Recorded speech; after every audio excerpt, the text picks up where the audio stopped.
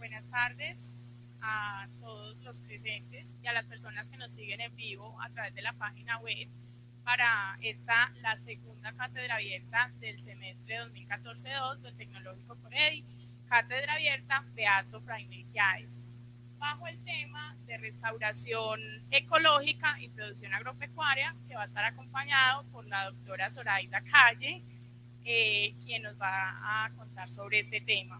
Entonces, vamos a dar inicio a la cátedra abierta.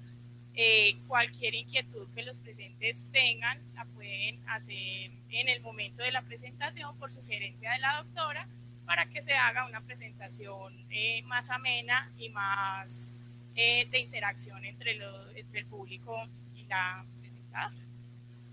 Doctora.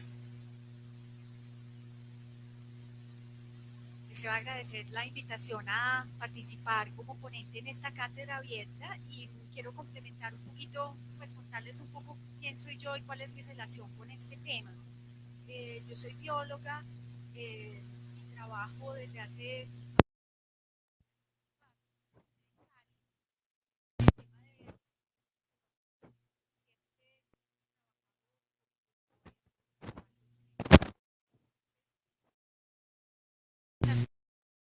es el tema de la restauración en un contexto de producción agropecuaria.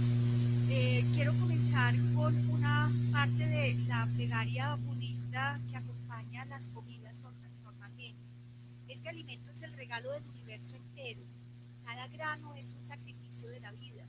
Espero ser digno de este sacrificio.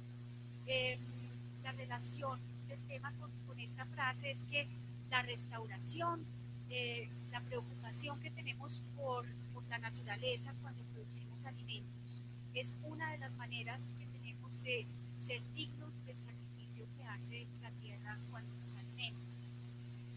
Y voy a tratar de mostrarles muchos ejemplos, ilustrar las ideas con muchos ejemplos a lo largo de la charla. Y el primero que les quiero mostrar es de un productor de fresas y moras y muchas frutas orgánicas en California, en los Estados Unidos. Es un productor muy progresista, es el señor que está en camisa anaranjada en su propiedad.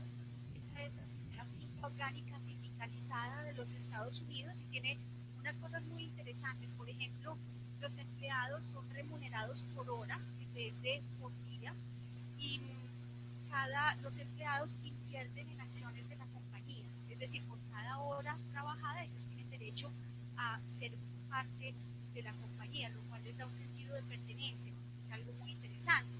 Es un negocio muy rentable, por ejemplo, cada libra de arándanos que se produce en esta propiedad tiene un costo de $7.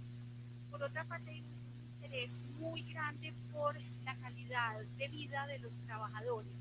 En esta finca trabajan principalmente inmigrantes ilegales, mexicanos, y si ustedes pueden apreciar la altura de las ceras en las que se producen las fresas, es muy elevada. Y esto está pensado principalmente para proteger la espalda de los trabajadores, porque es un trabajo muy duro. Sin embargo, el productor dice lo siguiente: creo que no deberíamos estar cultivando bayas, a todas estas frutas comercialmente en absoluto. ¿Por qué? Porque el costo es demasiado alto en términos económicos y económicos. Es decir, es un productor muy autocrítico. A pesar de que todo su sistema es orgánico, él reconoce que tiene un costo ambiental muy alto. Y él dice, la finca es el suelo. Lo que él quiere decir cuando afirma eso es que salen más toneladas de suelo de su finca que toneladas de mora, fresa y todas las frutas sumadas. En síntesis, es una finca que tiene un serio, grave problema de erosión y es una situación común a la producción de la mayor parte de frutas de este tipo, como fresa y mora. Como cifra, para soportar lo anterior, podemos decir que la industria de la fresa en Estados Unidos perdió suelo en el año 2012 valorado en $2,5 billones. Es decir, el suelo que se perdió por el mal manejo del cultivo podría llegar a tener ese valor económico. Y esto entonces nos trae al principal al primer tema que quiero tratar con ustedes, que es el de la conservación del suelo o la valoración del suelo en los sistemas productivos. Y necesariamente entonces debemos hablar un poquito del tema de erosión. Supongo que ustedes estarán familiarizados en alguna medida con él.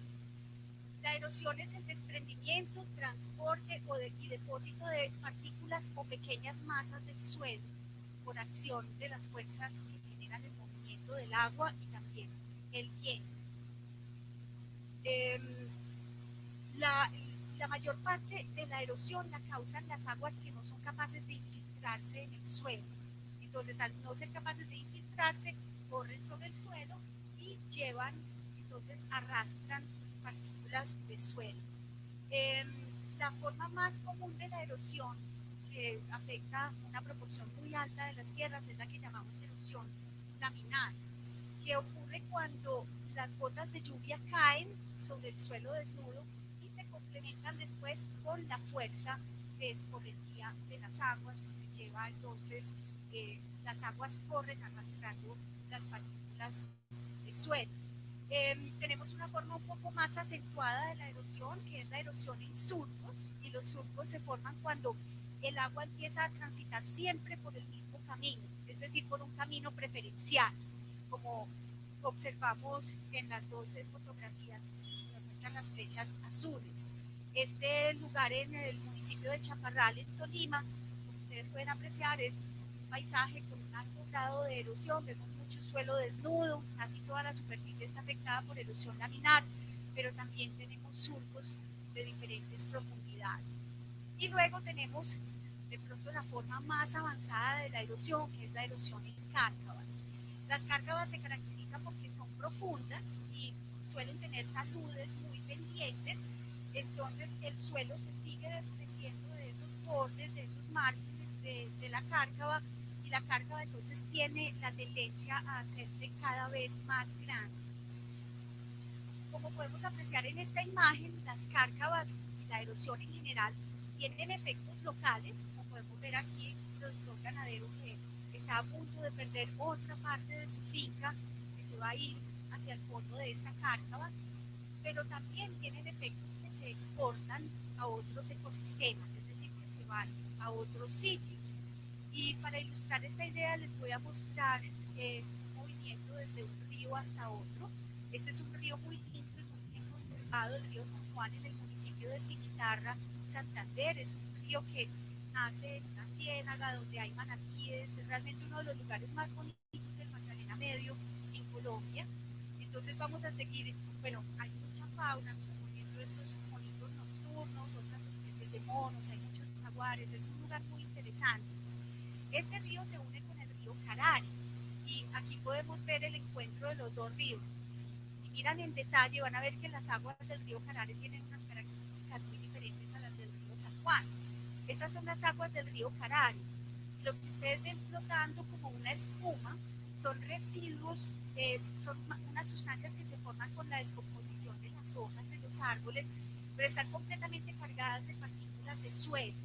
Es decir, lo que estamos viendo allí es el suelo de las montañas de Boyacá y de Santander, que se ha recogido y que ya baja disuelto en el río Carari. Nos hemos acostumbrado a pensar que los ríos, este es el aspecto normal de nuestros ríos, con aguas de color café, y eso no es cierto. Los ríos no son cafés, los ríos deberían ser transparentes.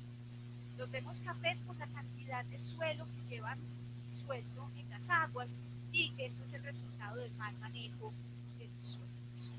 En Colombia en los últimos años ha habido un aumento muy importante en el área afectada por erosión severa, alta o muy alta. Por ejemplo, en la zona andina donde nosotros vivimos, solamente en un periodo de 6 años, el porcentaje de la superficie afectada por erosión muy alta pasó de 15,6 a 19%. Y esto, en términos de hectáreas o de kilómetros cuadrados, es una superficie de tierra muy grande. Y todos sabemos también que la erosión afecta mucho la red de carreteras del país, pues es una situación que vivimos siempre, que tenemos que transitar de un lugar a otro. Pero vamos a ver un poco la relación del manejo de la tierra con la erosión.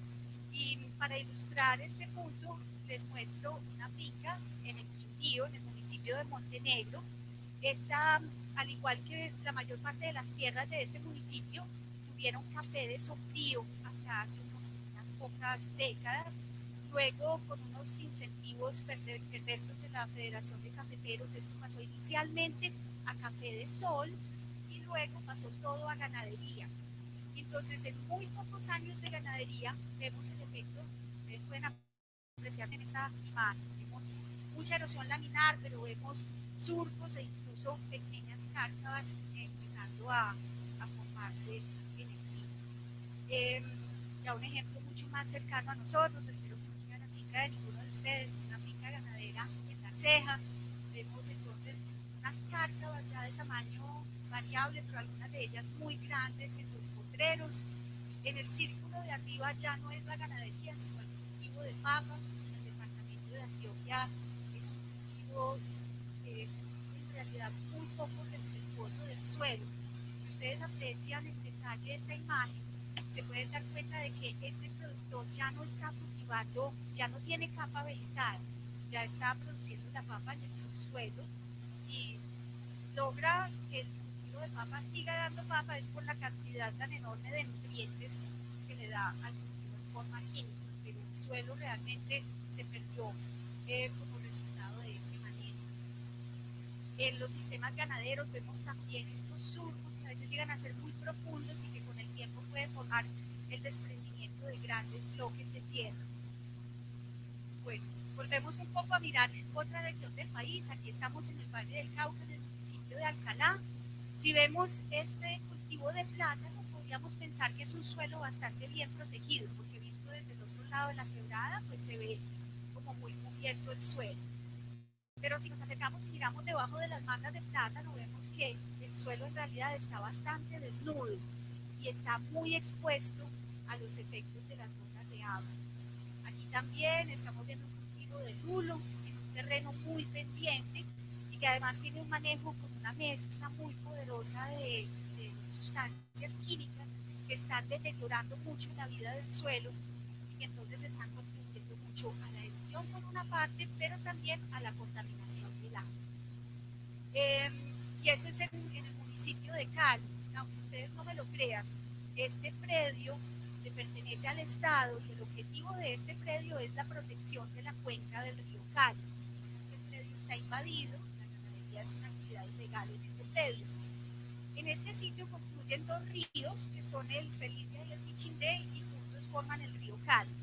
Y el río Cali abastece de agua a la cuarta parte de la población de la ciudad de Cali. Entonces este es un sitio que tiene una importancia hidrológica muy grande, pero observen por favor la cárcava en la orilla del río Felicia. Es una cárcava que está entregando un volumen muy grande de suelo al río y el hecho de tener tanto suelo o tanto sedimento hace que el costo de la purificación del agua para que pueda ser utilizada pues, para que sea agua potable sea muy alto. Entonces vamos a ver un poco cuáles son algunos de los factores que determinan cuánta erosión hay en un sitio determinado. Hay unos de ellos que son muy evidentes, por ejemplo la pendiente. Aquí estamos comparando 2 hectáreas de terreno, la una tiene una pendiente mayor que la otra, 23 contra 43%, y vemos que a mayor pendiente, entonces tenemos mayor pérdida de suelo.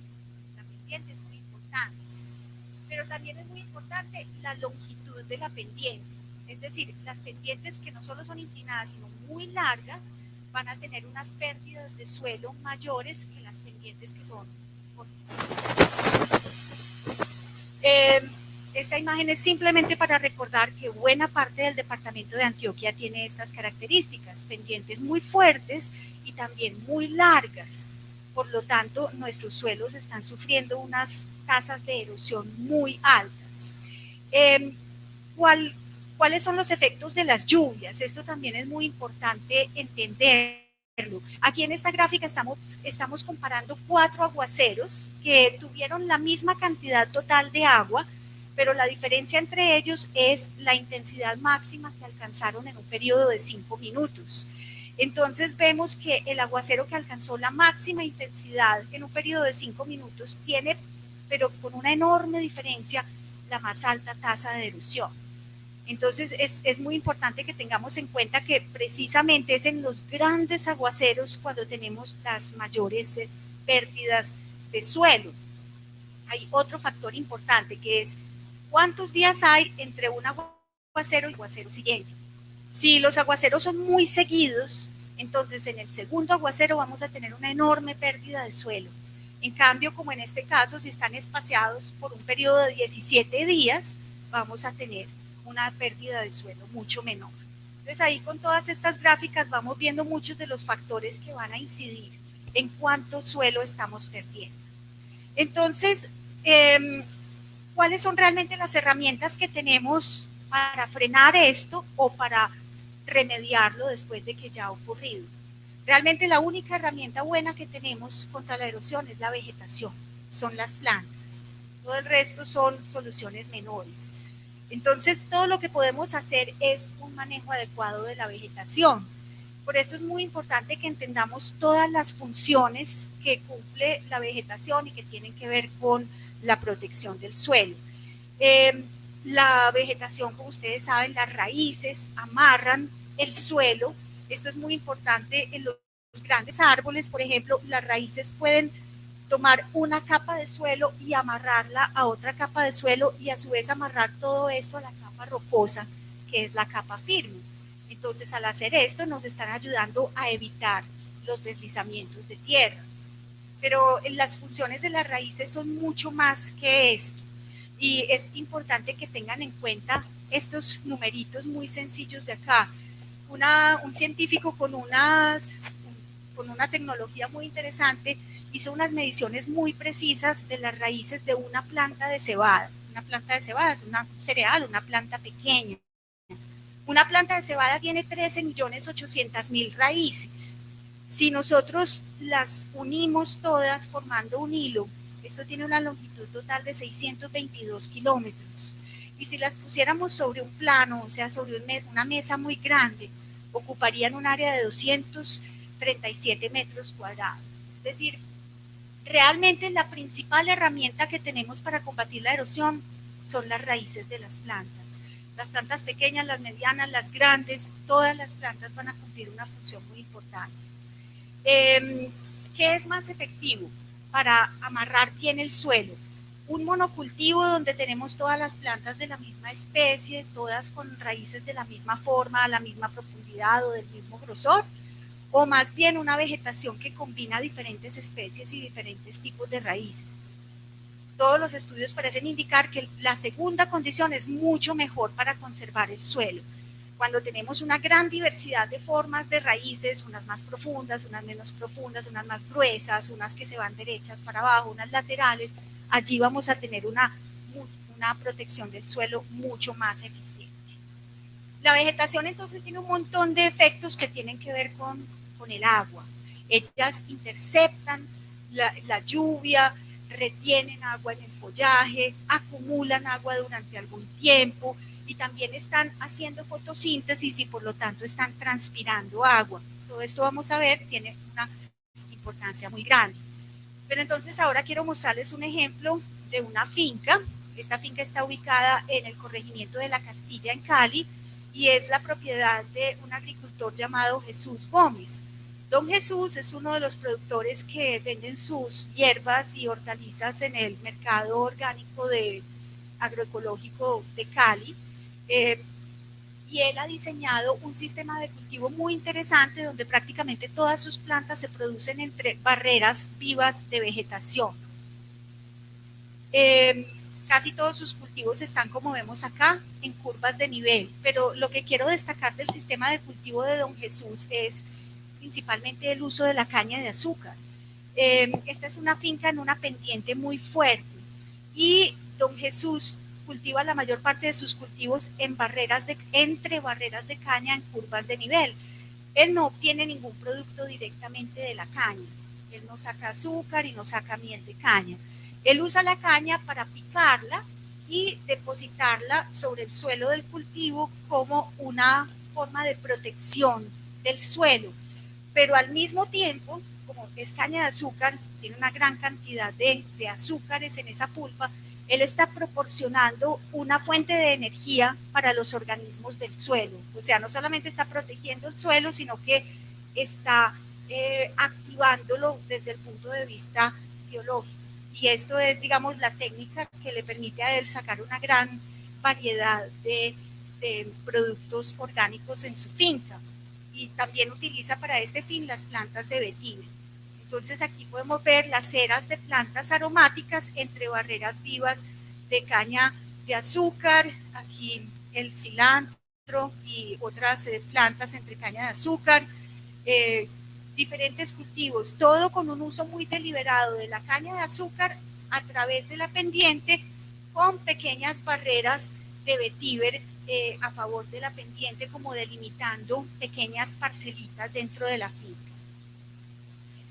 Aquí el frijol entre barreras de vetiver, frijol asociado con otras plantas porque no tiene grandes bloques de una sola especie, sino que tiene una asociación muy interesante de cultivos. Y este es otro sector de su finca donde él hizo una serie de terrazas. Aquí están recién podadas, entonces no se puede apreciar que estas terrazas están también todas cultivadas de vetiver. Cuando están altas, las hortalizas no se ven porque el vetiver las alcanza a ocultar un poco, pero tiene, digamos, un manejo muy consciente y muy inteligente del suelo en su finca. Quiero ahora que miremos un poco las funciones de los árboles y cómo los árboles nos ayudan a retener agua en el suelo.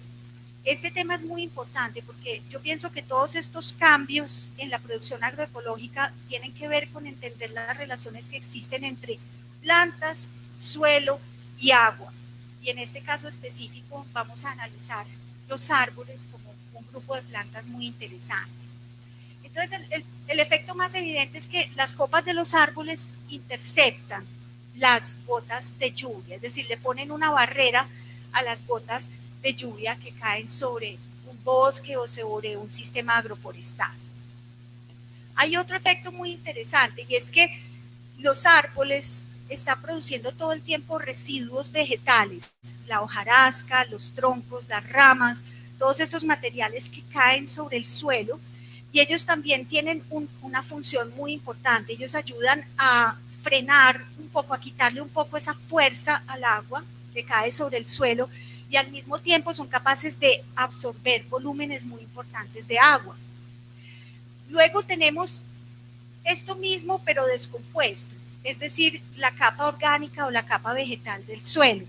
La capa orgánica forma una esponja en el suelo que es capaz de absorber unos volúmenes muy importantes de agua. Tenemos también el papel de las raíces. Las raíces están todo el tiempo entrando en el suelo y lo están aflojando, y de esta manera van a permitir que se infiltren unos volúmenes muy importantes de agua. Y finalmente tenemos las plantas epífitas. Todos saben qué son las plantas epífitas. Epi, ¿qué quiere decir epi? Epi quiere decir encima y fiton quiere decir planta. Las plantas epífitas son las plantas que crecen encima de otras plantas, como por ejemplo, ¿quién me da un ejemplo de una planta epífita? El musgo. Los musgos que crecen encima de los árboles, las bromelias, las orquídeas, muchos ubitos de monte, muchos helechos. Estas plantas también ayudan a retener agua durante mucho tiempo. Entonces, en realidad en esta pequeña imagen se resume cuál es la importancia tan crítica que tiene para nuestra sociedad el bosque de montaña, porque el bosque de montaña es una esponja capaz de absorber y retener agua durante largo tiempo. Y esto ocurre no únicamente en la parte viva de las plantas, sino también en estos residuos vegetales que son los que con el tiempo llegan a formar la capa orgánica del suelo. Y entonces esta imagen la pongo acá para resaltar un hecho, y es que nosotros de alguna manera parece que estuviéramos peleados con los residuos vegetales. Es decir, nuestra sociedad considera la hojarasca, los troncos y las ramas de los árboles como basura, y vemos una forma de manejo muy común que es la quema de estos residuos o incluso llevarlos a la basura. Y como personas, ustedes en formación en agroecología, es muy importante que entiendan que esto es la base de la fertilidad del suelo y la base de la capacidad de almacenar agua en el suelo. Este material no lo podemos manejar como basura. Este material en realidad es el principal recurso que tenemos para conservar la fertilidad del suelo y las funciones hidrológicas de la tierra. Vamos a ver ahora un pequeño balance hídrico. Vamos a mirar qué ocurre con 1 litro de agua que cae en un bosque como este.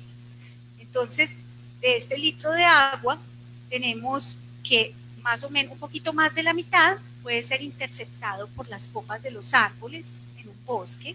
Hay también una parte importante, 10 centímetros cúbicos, que van a escurrir lentamente por los troncos de los árboles hasta el suelo. Hay una parte de unos 380 centímetros cúbicos que se va a percolar, es decir, que se va a ir hasta las capas muy profundas, donde nos va a ayudar a reponer las aguas subterráneas. Y hay 60 centímetros cúbicos que son los que nos podrían causar problemas, que son las aguas de escorría. Pero fíjense que son solamente el 6% del lluvio, o sea, 60 centímetros de cada litro de agua. Y ahora vamos a hacer un ejercicio, una deforestación rápida en este lote y vamos a mirar el balance hídrico. Perdimos lo que escurría por el tallo, perdimos lo que podía ser interceptado por las copas de los árboles, perdimos la percolación. ¿Por qué? Porque cuando hacemos la deforestación, el suelo se compacta y entonces ya el agua no es capaz de penetrar hasta las capas más profundas del suelo. Y la escorrentía, que antes era de 60 centímetros, se nos subió a 700 centímetros. Es decir, la mayor parte del agua va a correr sobre la superficie del suelo. Como ahora tenemos el suelo desnudo, ya ustedes saben qué es lo que va a arrastrar esta cantidad de agua. Tenemos también infiltración. Unos 300 centímetros cúbicos se van a infiltrar. Pero el problema en este caso es que como se van a infiltrar en un suelo que no tiene vegetación, tienen una alta probabilidad de generar un pequeño derrumbe. Entonces, todos esos son los efectos hidrológicos de retirar un bosque del sitio donde crecía. Bueno, aquí en esta grafiquita estamos comparando las pérdidas de suelo en diferentes situaciones. Tenemos suelo desnudo, es la máxima pérdida de suelo. Podemos perder hasta 31 toneladas de suelo por hectárea por año, que es muchísimo. Si ya no es suelo desnudo, sino un cafetal joven que se deshierva con azadón, entonces va a ser mucho menor. Pero en todo caso estamos hablando de 4,5 toneladas de suelo. Si en vez de deshiervar con azadón, hacemos la deshierva con machete, se reduce muchísimo la pérdida de suelo, o sea, vamos a perder una cantidad mucho menor de suelo. Y si tenemos una cobertura de pasto, pues vamos a perder todavía menos suelo. ¿Qué función pueden cumplir las franjas de arbustos a través de la pendiente en un sitio, por ejemplo, que tiene suelo desnudo? Digamos, en este caso, si el suelo está desnudo, vamos a perder esta cantidad de suelo, unas 4.000 kilos más o menos. Si a esto le ponemos unas barreras de arbustos cada 3 metros, fíjense cómo podemos reducir la tasa de erosión, la podemos reducir a la tercera parte.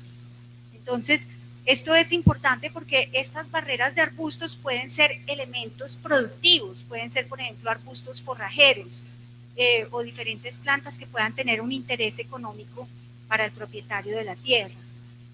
Y si a esto le sumamos una cobertura viva de plantas, ya la pérdida de suelo va a ser mucho menor. Entonces, lo que quiero ilustrar con esta imagen es que la conservación de suelo consiste en ir sumando y sumando defensas para el suelo. La hojarasca, las plantas rastreras, las plantas en barreras, los árboles, e ir sumando diferentes formas de defensa del suelo en el sitio que estamos trabajando.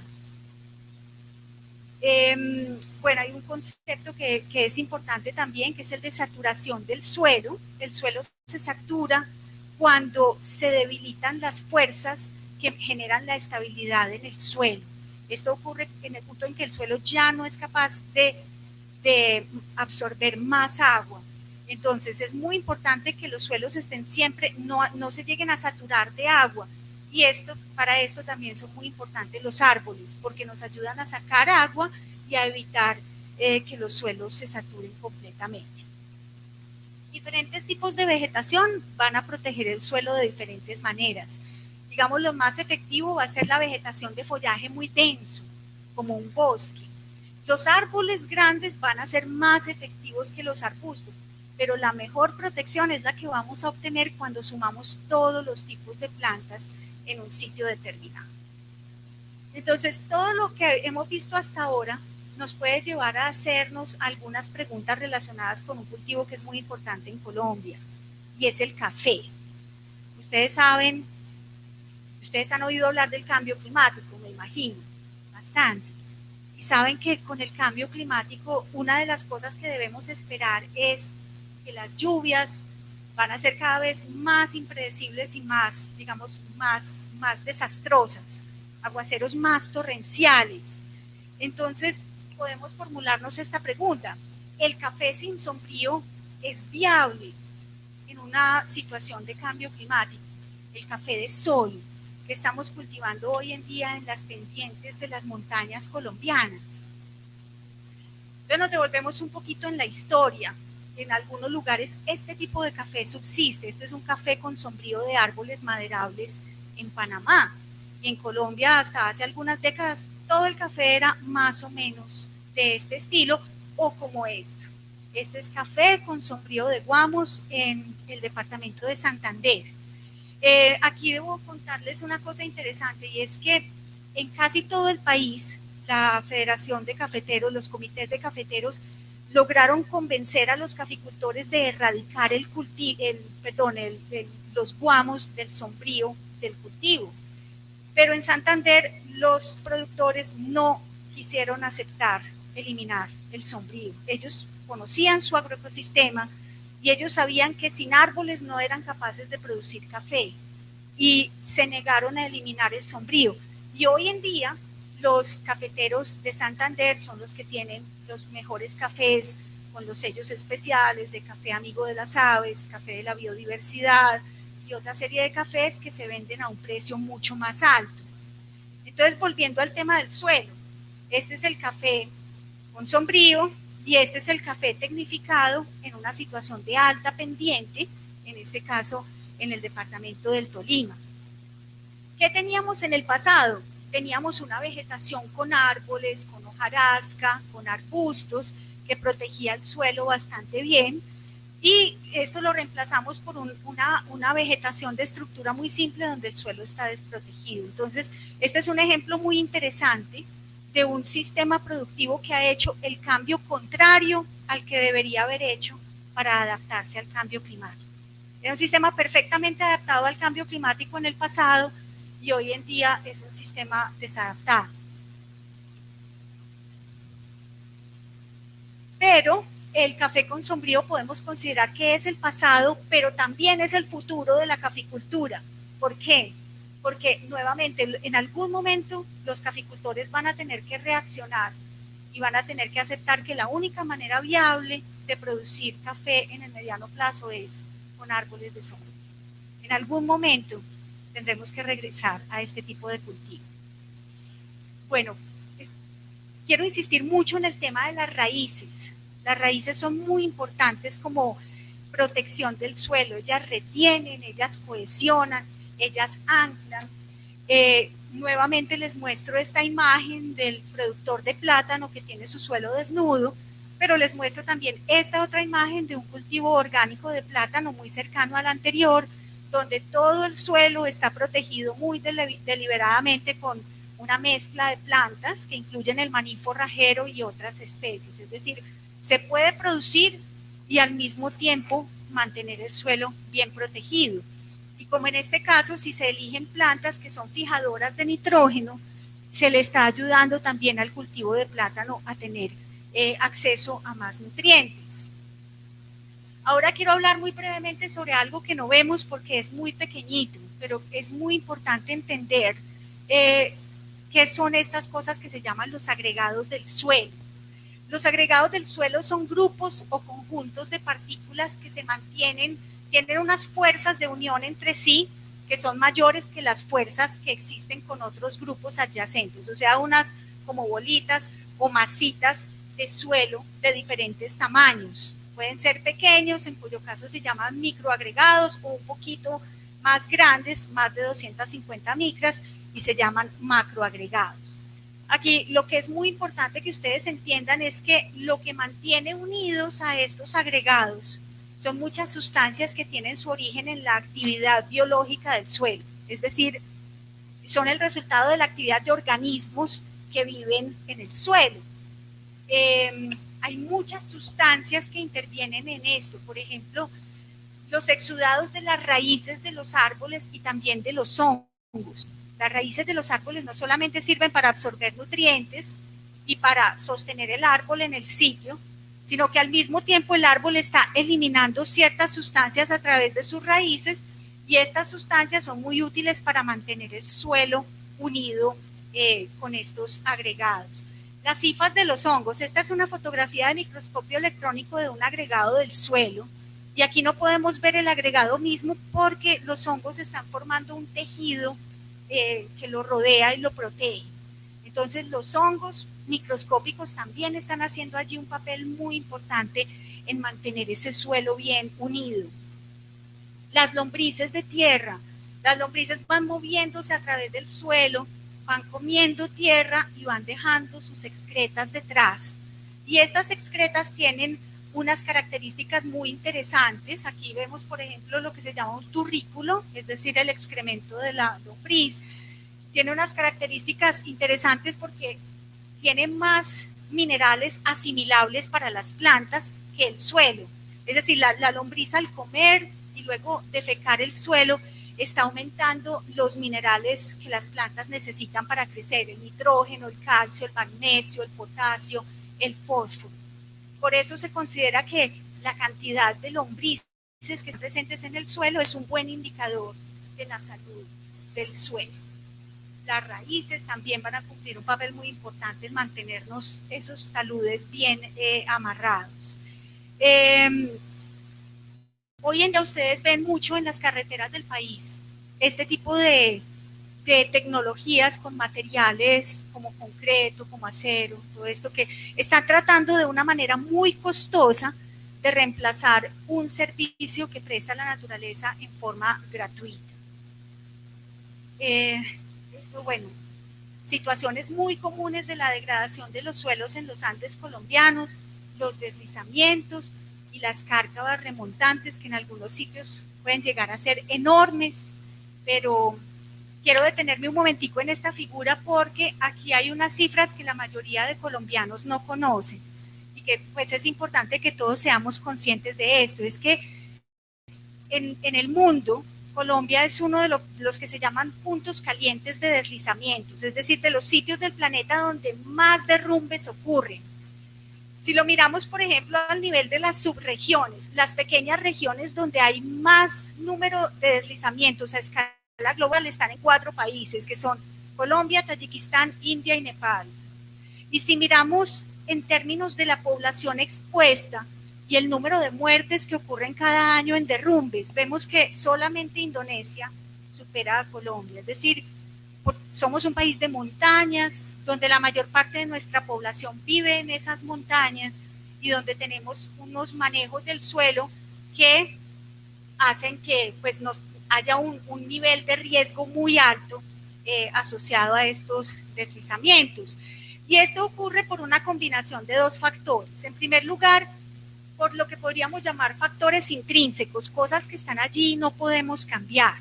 La geología, la historia de nuestras montañas, las pendientes fuertes, la lluvia. Pero por otra parte está lo que tiene que ver con el uso que estamos haciendo de estas montañas, el sobrepastoreo, la manera como abrimos las vías en las montañas y la manera como estamos cultivando la tierra. En IPAB trabajamos mucho en este tema de qué hacer con estos sitios afectados por derrumbes y tenemos una forma de intervenir estas áreas que combina 3 elementos, mucha participación de los beneficiarios locales, algo que les voy a mostrar a continuación, que son unas estructuras que se hacen con guadua y las plantas sembradas en muy alta densidad. La guadua es para nosotros un recurso muy importante en este trabajo, ya van a ver por qué. Y les voy a mostrar muy rápidamente las estructuras que hacemos. Estas, por ejemplo, se llaman trinchos en B, son estructuras que están muy bien empotradas en los drenajes naturales y que nos ayudan a conducir las aguas hasta un sitio seguro. Aquí, por ejemplo, estamos viendo 2 derrumbes y el drenaje principal de esos derrumbes ha sido reconstruido con estos trinchos en B. Los trinchos se pueden hacer con materiales que pueden rebrotar y entonces van a ser todavía más eficientes. Y estas son estructuras un poquito más complejas que las llamamos terrazas escalonadas, cada una de estas terrazas está anclada en un sustrato firme, es decir, en una roca o en un sitio donde podemos garantizar que ya no se va a mover de allí. Ahora, no son las terrazas las que estabilizan en el largo plazo el sitio afectado por el derrumbe. La estabilidad la van a lograr es las plantas que se siembran encima de estas estructuras. Entonces, en todas estas estructuras se siembra una combinación de plantas pequeñas, arbustos, árboles, y las que logran la estabilidad definitiva son las raíces de todas estas plantas trabajando en conjunto. Bueno, hay otro tipo de estructura que se llama un filtro, que ayuda a drenar unas aguas profundas y en conjunto, cuando utilizamos todo esto en un área afectada por un derrumbe, podemos tener en un periodo relativamente corto una recuperación muy adecuada de las funciones ambientales de ese sitio. Lo que solemos hacer entonces, digamos, este es el derrumbe, se interviene el drenaje natural con estas estructuras, en toda el área de influencia se hacen siembras y lo que es el sitio más afectado va también las estructuras y las siembras en alta densidad. Les voy a mostrar como ejemplo un trabajo de estos hecho en el municipio de Chaparral, en Tolima. Este es un paisaje con corrientes muy fuertes, donde los deslizamientos son muy comunes. Hace poco se terminó de construir allí un proyecto hidroeléctrico en este municipio. Y bueno, el trabajo que les voy a mostrar a continuación hace parte, pues, de alguna manera de las obras de compensación de este proyecto hidroeléctrico. Como ustedes pueden ver, es un paisaje muy escarpado, con pendientes muy fuertes, donde los derrumbes son muy comunes, pero hay muchos de ellos que están asociados a las vías de acceso. Es decir, cuando se abre una carretera, se forman grandes derrumbes hacia abajo, hacia el río y también en el talud encima de la carretera.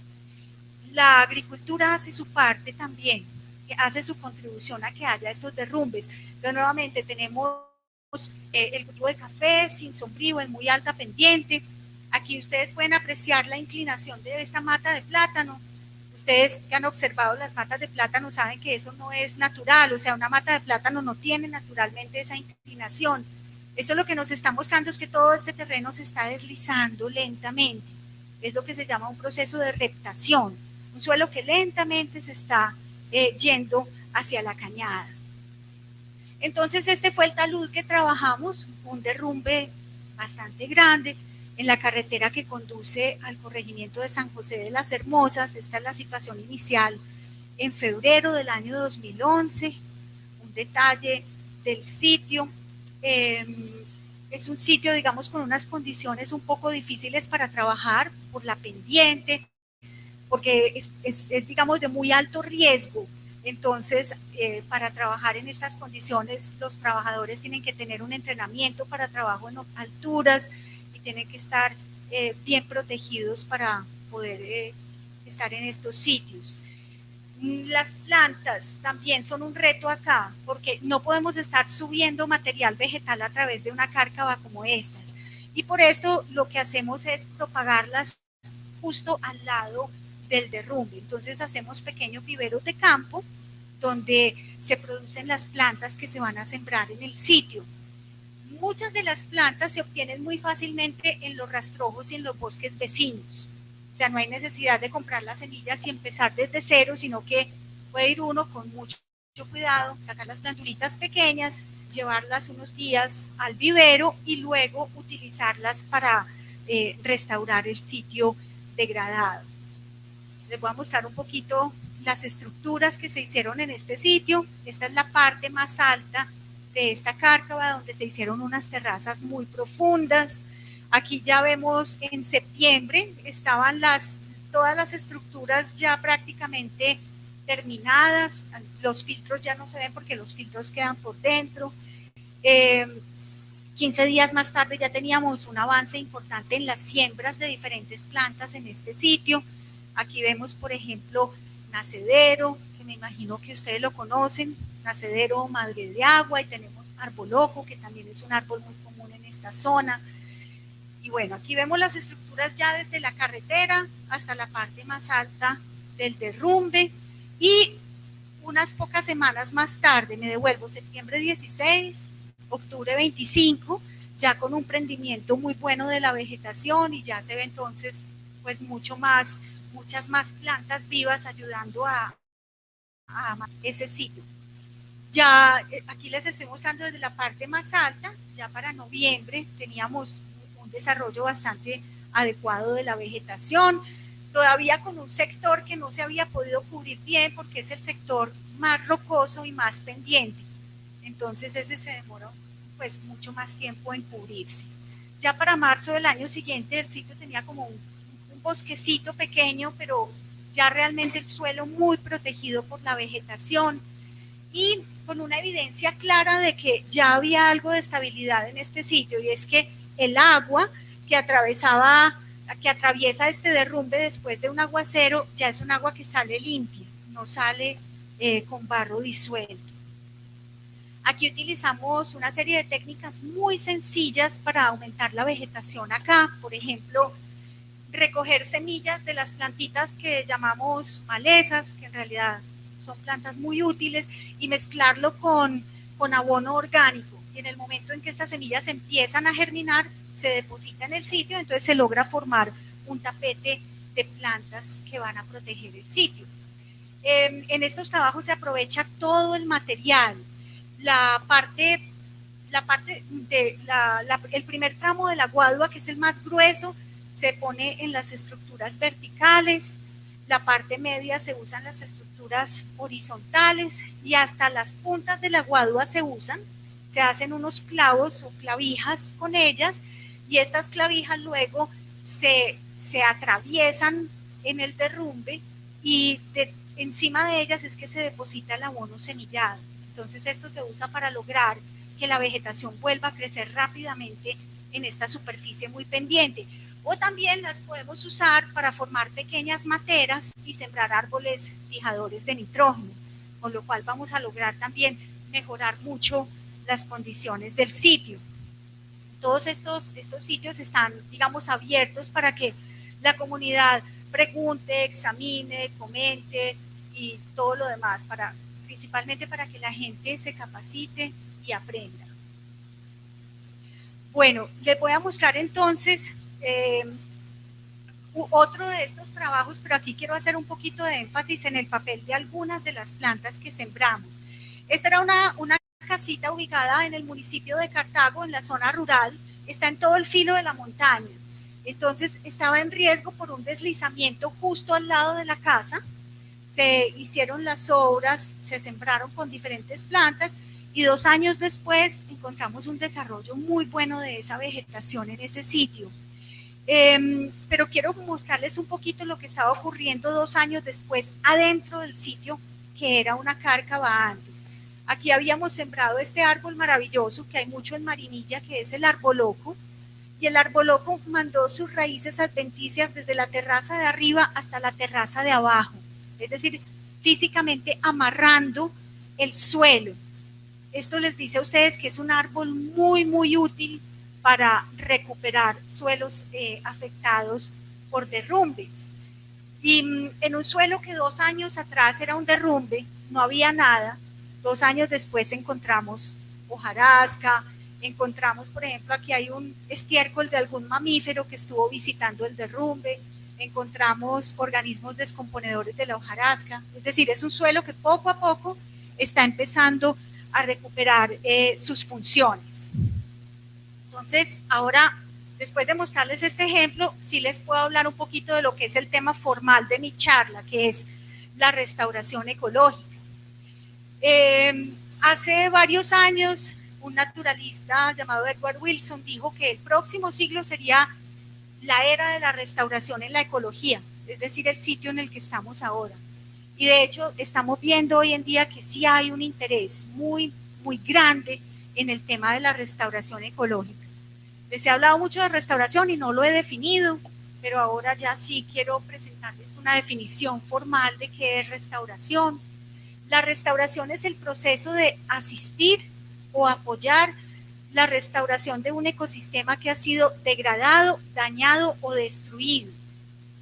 Pero esto se hace para algo, esto se hace para recuperar los valores sociales o humanos que los ecosistemas pueden proveer.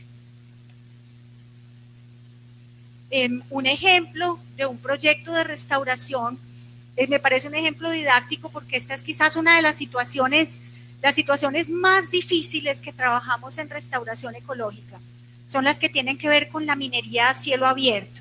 Entonces ustedes pueden apreciar en la imagen de la izquierda que es un paisaje donde esto está completamente volteado al contrario, o sea, ya se perdió la forma natural del terreno, se perdieron las quebradas, se perdió el suelo, se perdió la capa vegetal, la vegetación, en fin.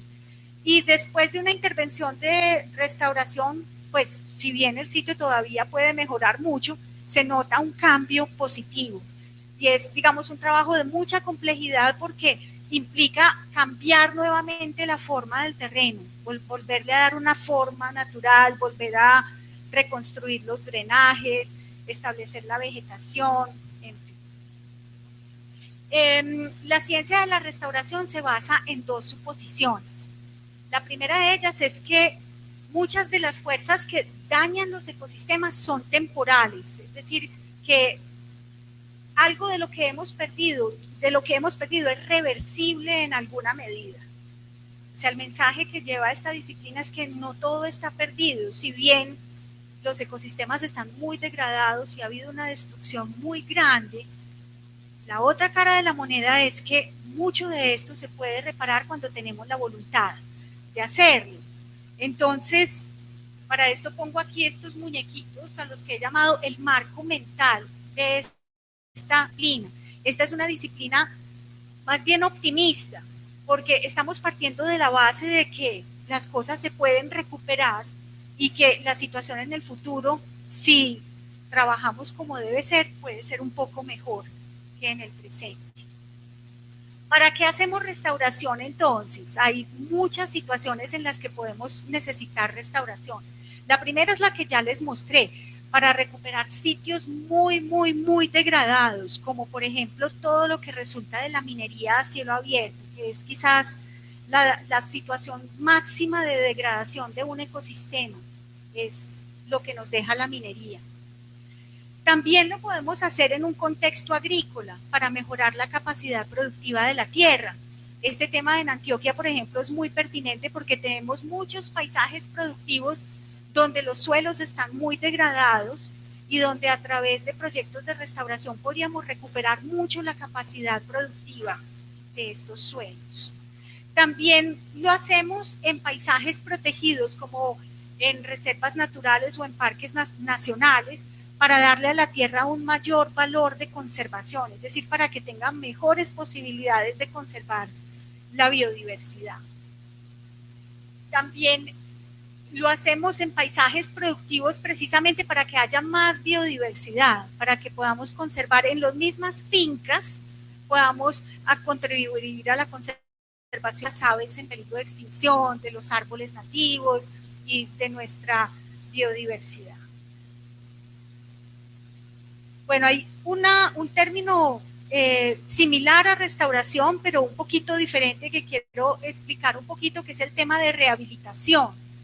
La rehabilitación consiste en intentar recuperar los servicios y la productividad y los procesos ecológicos en un ecosistema, sin que necesariamente estemos tratando de volver a una situación igual a la que había en el pasado.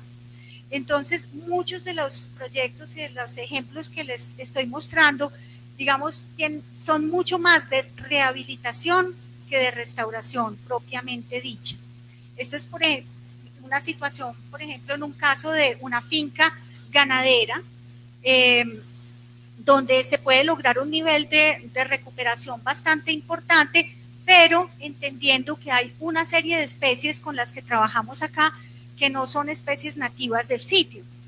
Entonces, cuando trabajamos en una situación de ganadería o de agricultura, muchas veces nos vemos, pues, tenemos que trabajar con esas especies que no son propias del sitio, están allí porque cumplen una función determinada.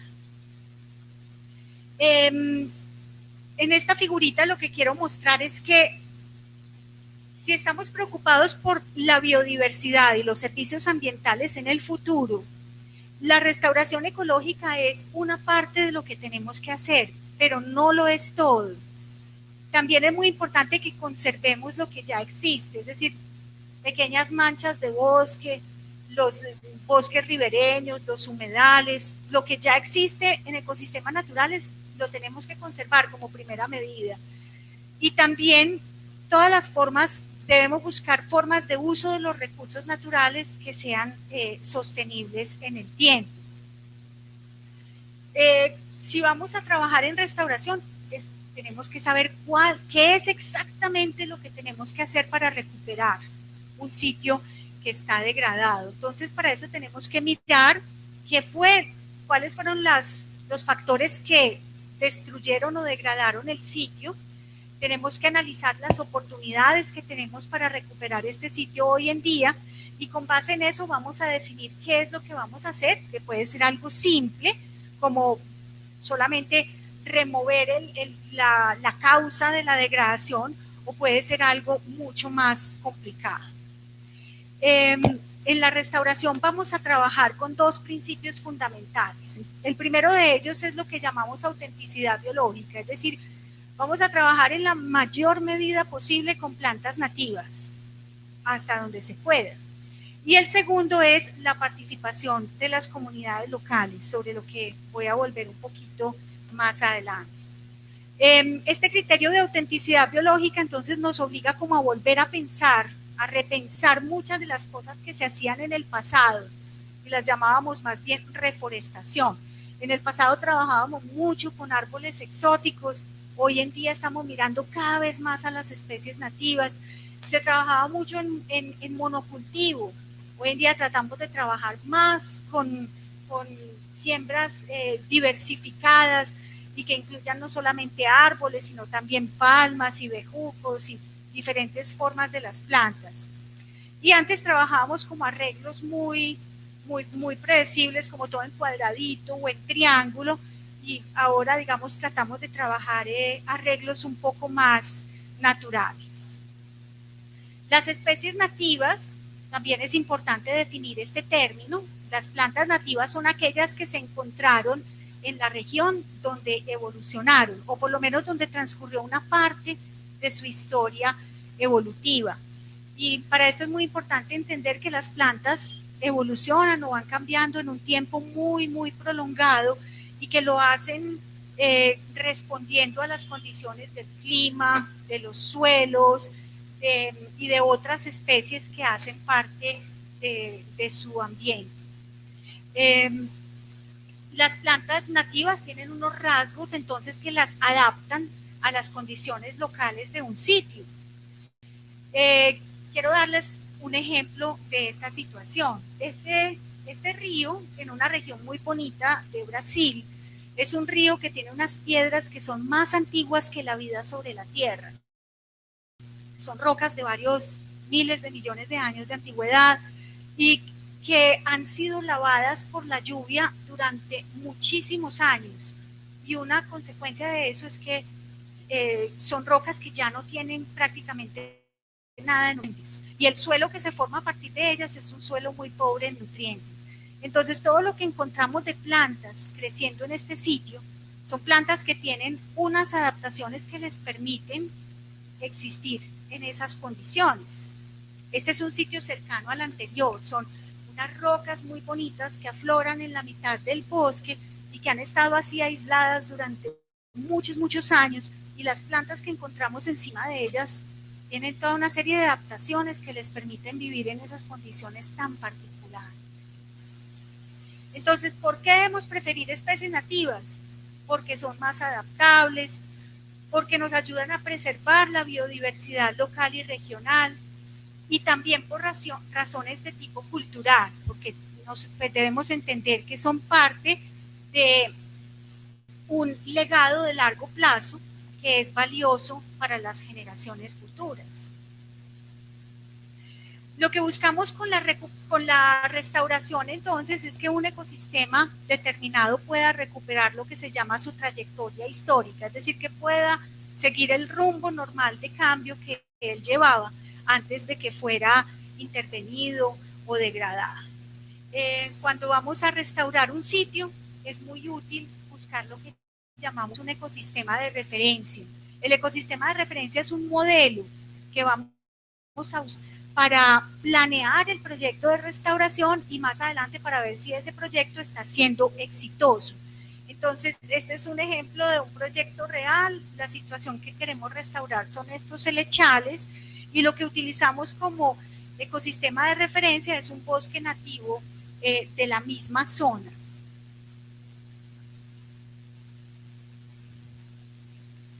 ¿Cuál es la herramienta más poderosa que tenemos para trabajar en restauración?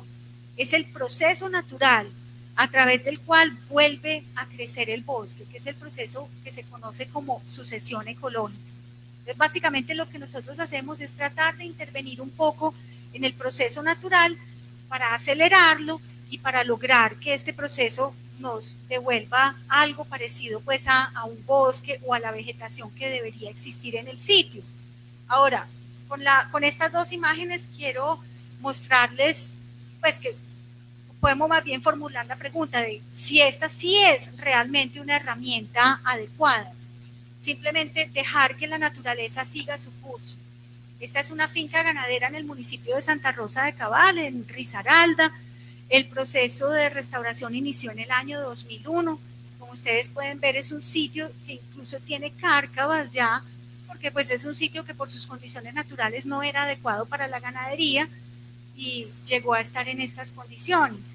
Aquí la única estrategia de restauración que se utilizó fue poner un cerco para que no entrara más el ganado. Y aquí lo vemos en el año 2006.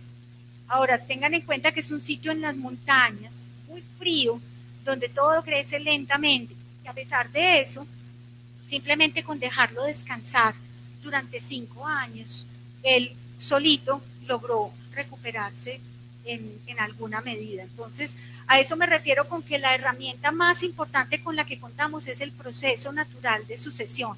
Aquí lo que ocurrió fue simplemente el proceso natural de sucesión ecológica. Les voy a mostrar un ejemplo ya pasando más a un uso, o sea, una situación de una finca específica. La restauración de bosques con roble en un sitio que tiene sistemas ganaderos. Entonces vamos a mirar, el punto de partida era un potrero sin árboles, luego pasamos a un sistema agrícola donde se sembraron los robles y otros árboles nativos, luego a un sistema silvopastoril y finalmente está la opción de que esto vuelva a ser un bosque. Entonces ese es el punto de partida, era un potrero, pero un potrero sin árboles, un potrero de quicuyo común y corriente. Pero los dueños de esta finca querían que esto fuera una forma de ganadería un poco diferente. Entonces lo primero que hicieron en el año 96 fue que sembraron robles y alisos en el sitio, y para que los árboles pudieran crecer, ellos pasaron el sistema ganadero a agricultura un tiempo. Entonces sembraron frijol, maíz, arracacha, y en medio de los cultivos sembraron los árboles.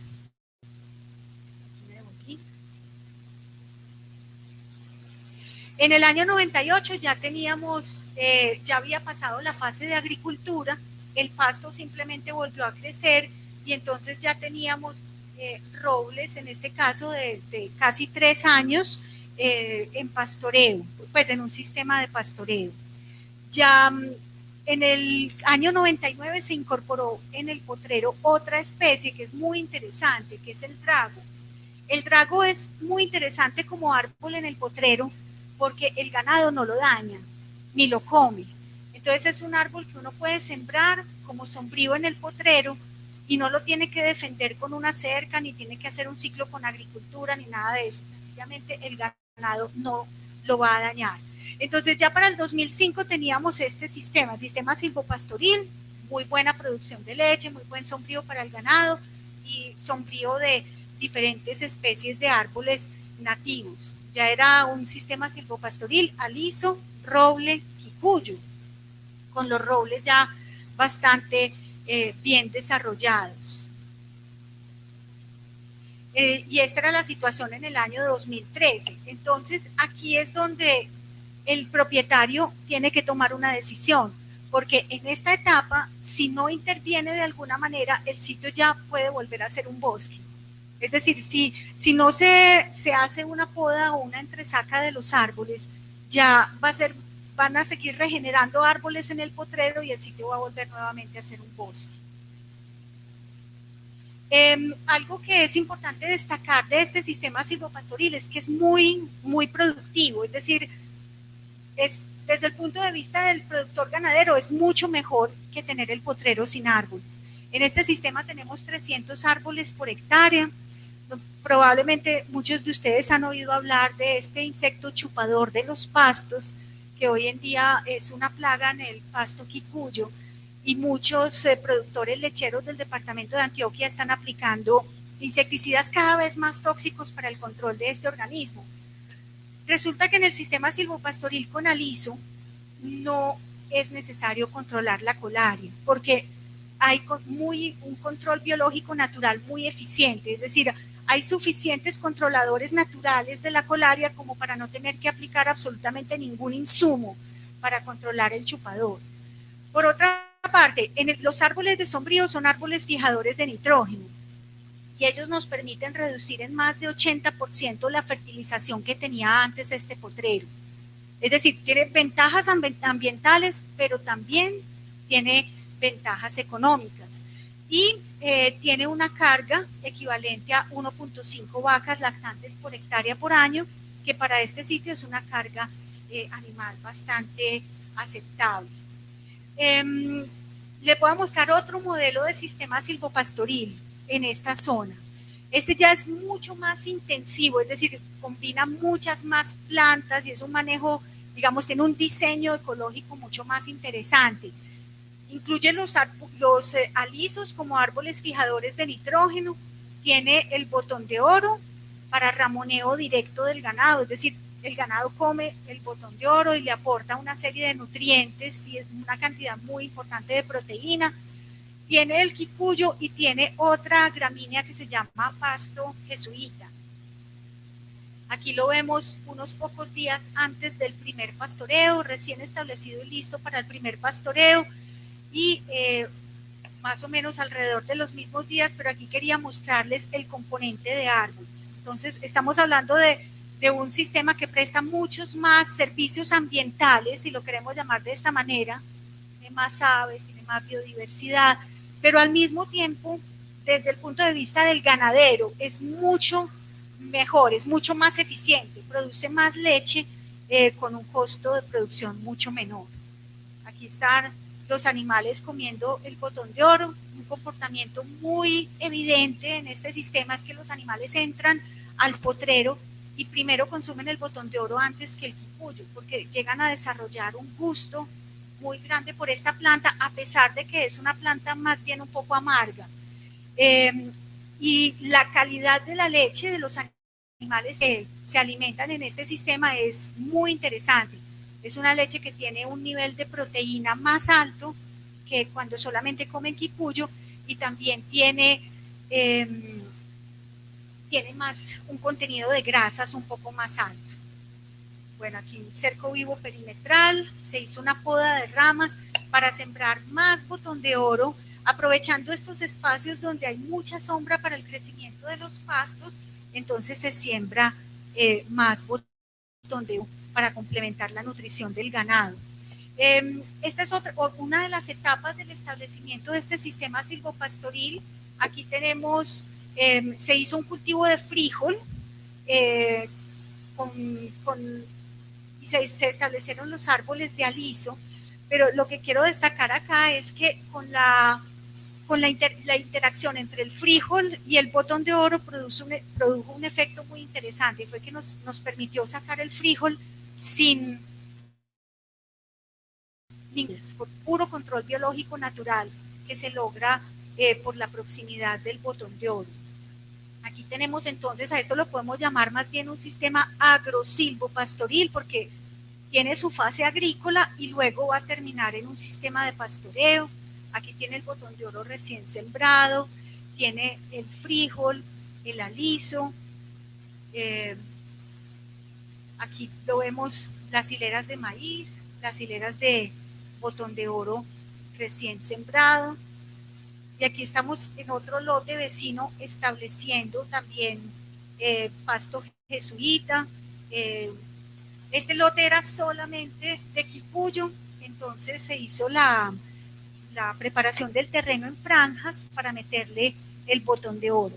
La idea es que esta finca ya toda va para sistemas silvopastoriles con botón de oro, con lo cual estamos produciendo leche orgánica, pero además tenemos un costo de producción mucho menor de lo que teníamos anteriormente. Y ahora les voy a mostrar otra ruta distinta. Aquí vamos a mirar un banco forrajero mixto, que también tiene árboles nativos y que podría llegar a ser con el tiempo un bosque secundario. Entonces, la historia de este potrero empezó en el año 98. Este era un potrero de terneros, típico potrero de ternero, no tiene sino pasto, quipuyo, potrero horrible. Se hizo la preparación del terreno para sembrar cultivos de forrajes con esta tecnología de tractores. ¿Conocen? El biotractor. Las marranas gestantes son muy buenas para la preparación del suelo para este tipo de cultivos, porque ellas, en primer lugar, sacan los estolones profundos del pasto quicuyo y se los comen, y están todo el tiempo moviéndose sobre el suelo, defecando, orinando, aireando el suelo. Entonces dejan el suelo con unas características muy adecuadas para sembrar estos cultivos después.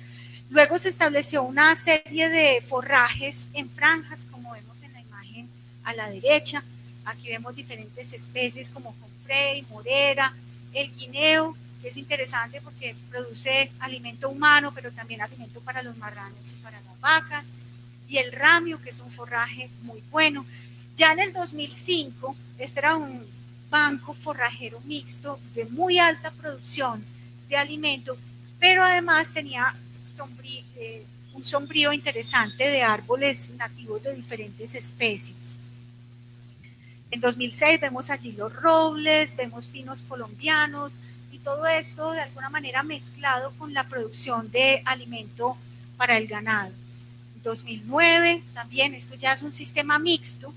Ustedes analizan un poco la evolución de este sistema. Esto empezó como un potrero, sigue siendo un sistema ganadero porque produce una gran cantidad de alimento para el ganado, pero al mismo tiempo es un sistema que tiene muchos árboles y que es un hábitat para la vida silvestre. Entonces es un uso de la tierra que combina los beneficios productivos con los beneficios ambientales. El yarumo blanco cumple una función muy importante en el sistema porque las hojas son muy interesantes como fertilizante y también atraen muchísimo la fauna silvestre a este sitio. Aquí vemos un uso muy interesante de la planta del botón de oro. Yo tengo mis dudas, ¿ustedes reconocen el botón de oro?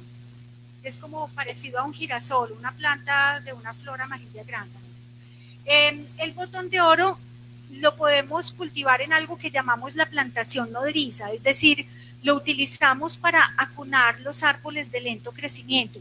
Aquí tenemos pinos colombianos y tenemos palmas de cera, y todo el resto del terreno está con botón de oro. Entonces lo que se hace es que en vez de abonar o hacer control de malezas, lo que se hace es que se corta el follaje de botón de oro y se deposita alrededor muy especial que estamos tratando de proteger.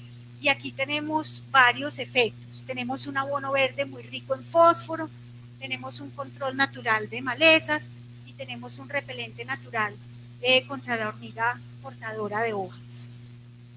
Aquí está pues recién depositado el follaje alrededor de estas plantas. Bueno, ahora les voy a mostrar otro pedazo de esta finca que es un corredorcito, un sitio que al comienzo era como un pantanito.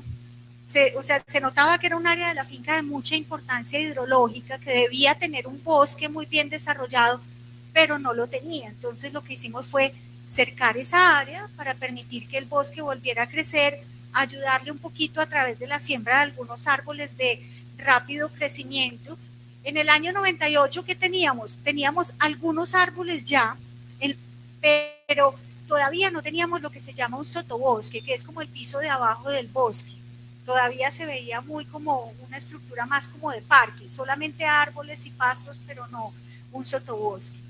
En el año 95 ya la cosa estaba empezando a cambiar, ya se le empieza a ver un poquito como la cara de bosque a esto. Y en el año 2013 ya ustedes pueden ver el interior, los arbustos, los árboles jóvenes, los bejucos, ya definitivamente es algo que tiene mucho más el aspecto de un bosque nativo y que cumple muchas funciones del bosque nativo. Y una evidencia de esto es que cuando empezamos el proceso teníamos un manantial y en este momento tenemos 5 manantiales.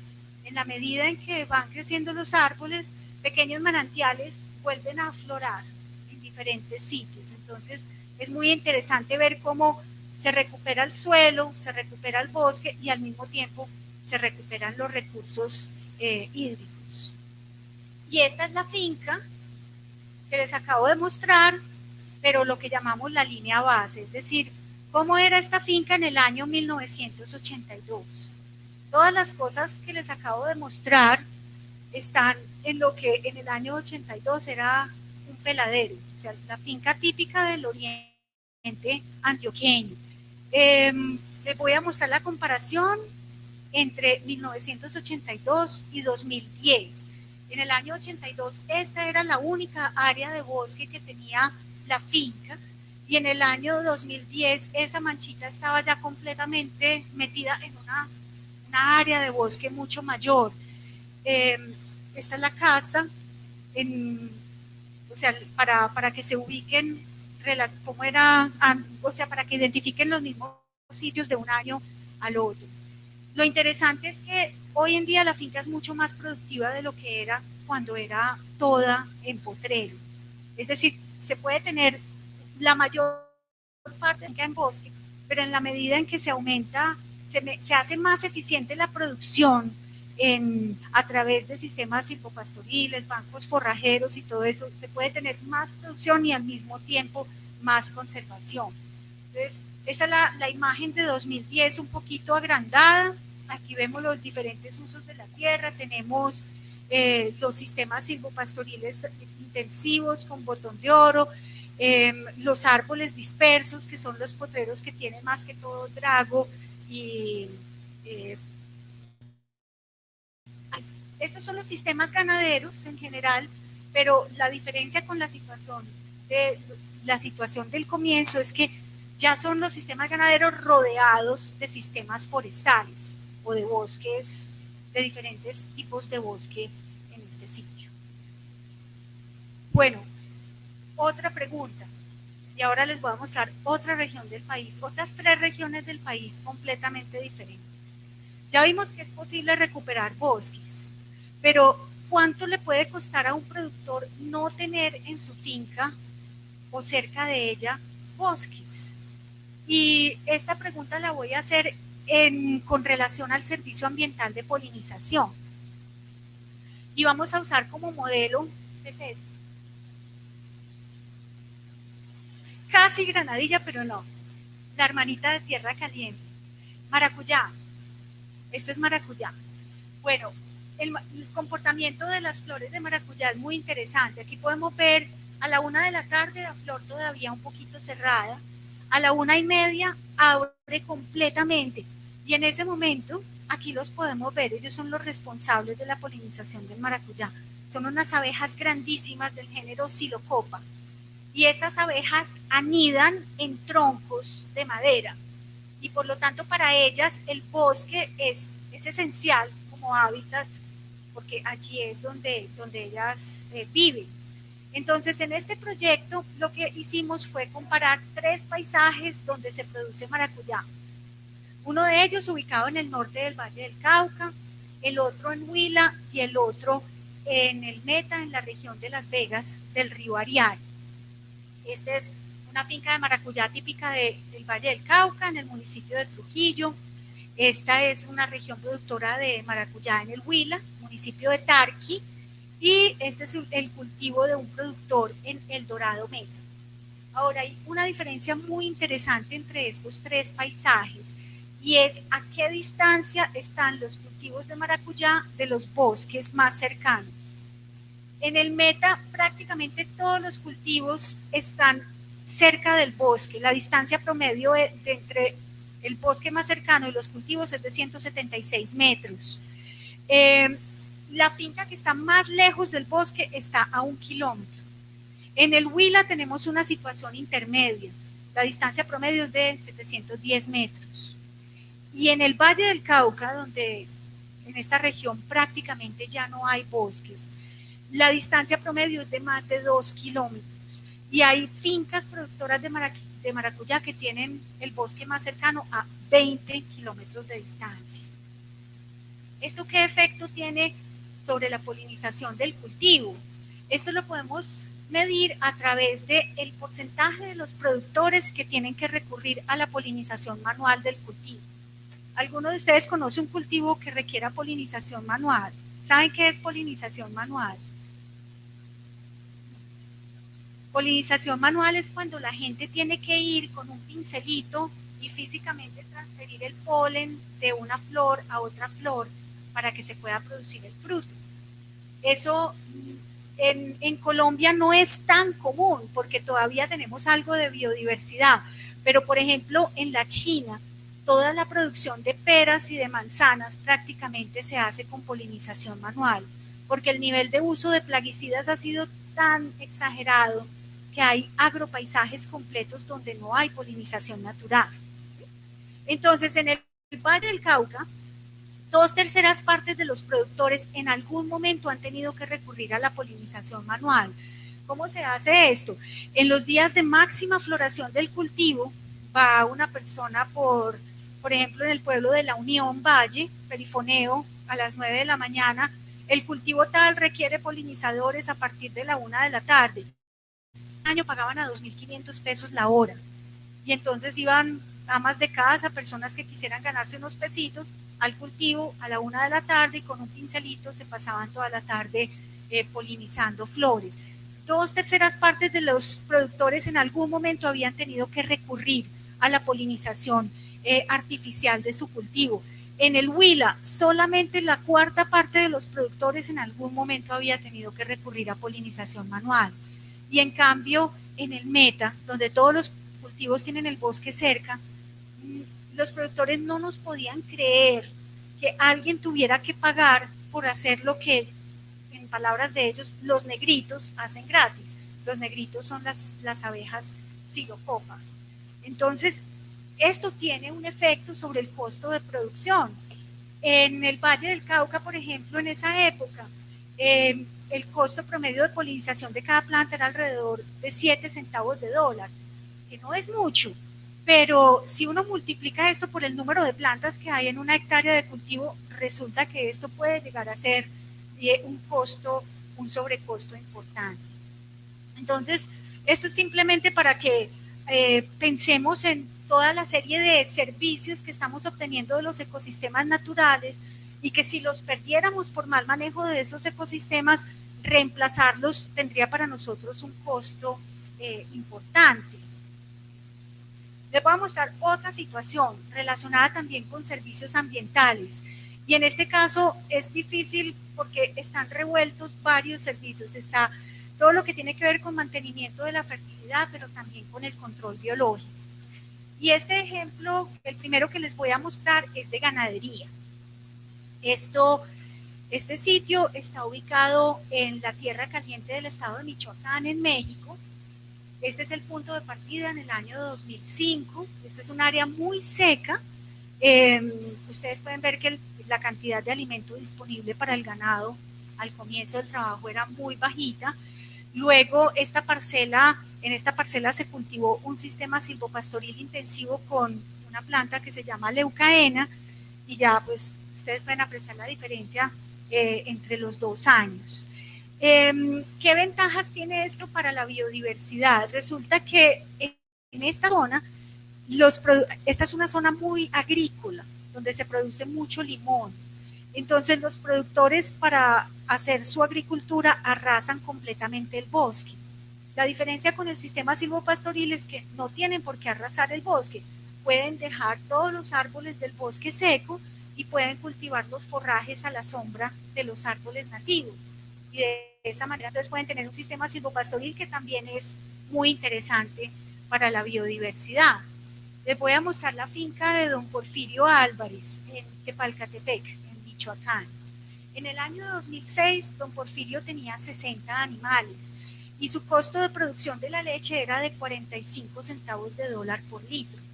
Cuando después hizo su reconversión hacia sistema silvopastoril, en el año 2012 había logrado aumentar su población de animales a 250 y el costo de producción de la leche había bajado a 25 centavos de dólar por litro. Es decir, una transición muy rápida y con unos resultados económicos muy, muy evidentes.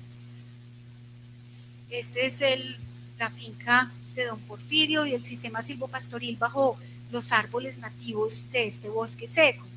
Don Porfirio es productor de queso artesanal. Él tiene unas instalaciones muy sencillas, pero muy, muy bonitas. Produce lo que él llama queso silvopastoril tipo cotija. Y es un queso artesanal, es prensado en tela de yute, algo así como parecido al fique. Entonces el queso queda con el rallado típico de la fibra vegetal, es muy bonito. Y esta es la descripción organoléptica del queso. Es un aroma agradable, bien desarrollado, con sabor acentuado, salado en el fondo, característico a levadura y al final sabor a leucaena. Es interesante que ya la leucaena hace parte como de la identidad del queso. En el año 2013, Porfirio participó en la Exposición Nacional de Quesos y Derivados de la Leche, Expoláctea, y obtuvo el reconocimiento al mejor queso tradicional de México. Entonces, para nosotros esto es, digamos, un hecho muy significativo porque hoy en día el mejor queso artesanal de México es un queso silvopastoril producido en un sistema orgánico como los que estamos tratando de promover. Este otro ejemplo es de una persona muy cercana a don Porfirio, una productora muy innovadora, también en el mismo municipio, en Michoacán. Esta productora, la doctora Marta Xochitl Flores, ha tenido desde hace más de 20 años un huerto limonero. Esta es la principal zona productora de limón en México.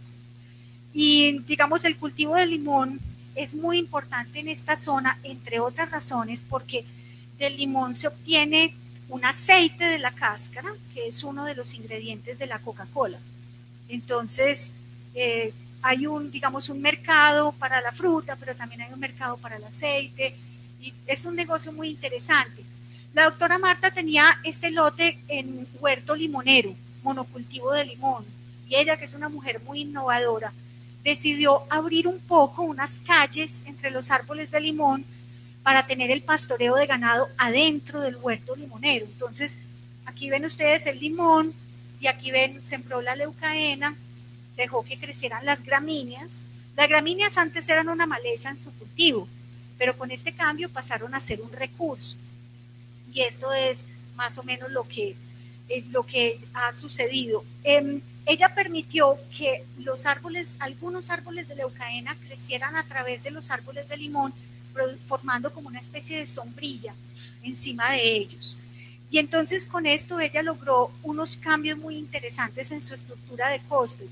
Anteriormente, los costos de manejo de plagas, que eran 30% de la estructura de costos, ese costo desapareció, porque al tener mayor diversidad, ya hay mucha más regulación natural de las plagas en el cultivo.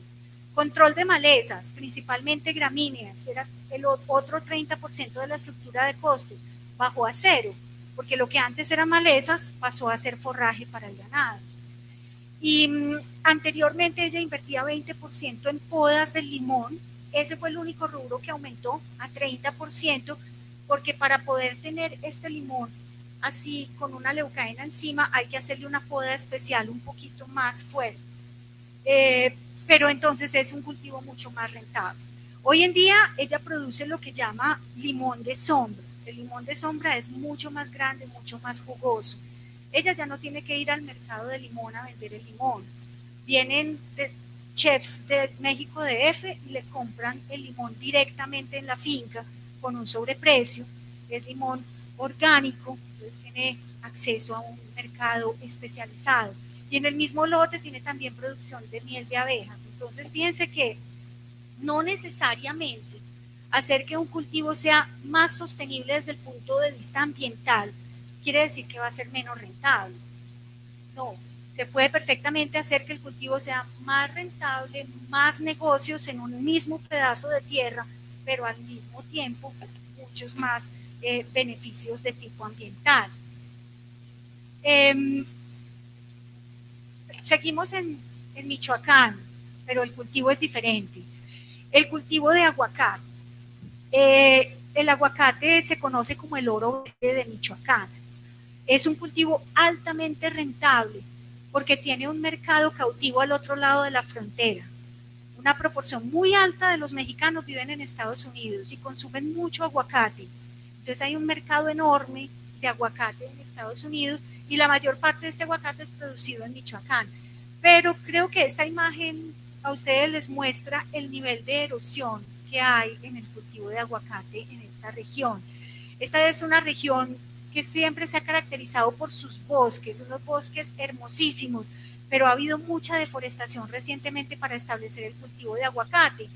Y muchos productores, más por un gusto estético que por cualquier otra cosa, les gusta tener sus aguacates aquí, como vemos acá, o sea, todo el resto del terreno completamente desnudo con herbicidas. El nivel de las tasas de erosión son altísimas. En pendientes de más de 4% se han registrado tasas de erosión de más de 10 toneladas por hectárea por año. Cuando ya el huerto es un poquito más grande, la tasa de erosión baja un poquito, 2 toneladas por hectárea por año, pero sigue siendo mucho suelo que se está perdiendo. Entonces, ¿qué pasa con estas plantas? Estas plantas para ciertos productores las consideran malezas y las eliminan con herbicidas, pero hay un mercado cada vez más importante que es el del aguacate orgánico y los productores orgánicos ven estas plantas con unos ojos muy diferentes. Para ellos, las plantas de flores amarillas son trampas naturales muy útiles para el control de los trips que dañan el aguacate. Y plantas que tienen raíces profundas van a ser muy útiles también porque van a ayudar a airear el suelo.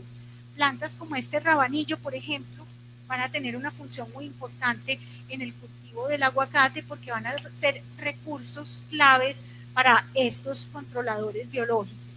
Las crisopas, que son depredadores de una amplia variedad de insectos pequeños que son plagas en el aguacate. Entonces, los agricultores orgánicos han ido desarrollando una mirada diferente hacia las plantas que acompañan su cultivo. Por ejemplo, para el productor convencional, esto no solamente es una maleza, sino que es una maleza horrible que hay que eliminar inmediatamente. Pero el productor orgánico tiene una mirada diferente. El diente de león alberga chupadores. Los chupadores son una presa de las crisopas. Entonces, las crisopas controlan el trips que afecta al aguacate. Si él deja como recurso complementario dentro del cultivo el diente de león y los chupadores, va a tener mayor control biológico de los trips. los productores orgánicos con el tiempo empiezan a observar su cultivo y a entender todas estas interrelaciones que hacen que todas estas plantas tengan una función muy importante dentro del cultivo. Plantas de cobertura como esta, por ejemplo, está fijando nitrógeno y está reduciendo las necesidades de fertilización del cultivo. Esta planta es una especie melífera, es forraje para animales domésticos. En México se consume pues, como alimento humano y también es un abono verde muy interesante. Este es un huerto de una productora que está haciendo la reconversión hacia producción orgánica. Ella lleva 2 años tratando de llevar su huerto aguacatero hacia producción orgánica y está muy contenta porque ha notado un mejoramiento muy interesante en la calidad de su aguacate. Entonces es una mirada muy diferente que a los productores les abre toda una serie de oportunidades. ¿Cómo vamos de tiempo? ¿Tiempo cómo vamos? 15 minutos. Bueno, me avisan entonces. Quiero hablarles muy rápidamente de mi último tema, que es investigación participativa. En restauración ecológica tenemos que hacer mucha investigación porque esta es una ciencia joven donde todavía hay muchas más preguntas que respuestas. Entonces, ¿con quién vamos a hacer la investigación? Vamos a hacer la investigación únicamente con personas de formación científica. Nosotros pensamos que no, que la restauración es un escenario donde debemos hacer ciencia en colaboración con las comunidades locales.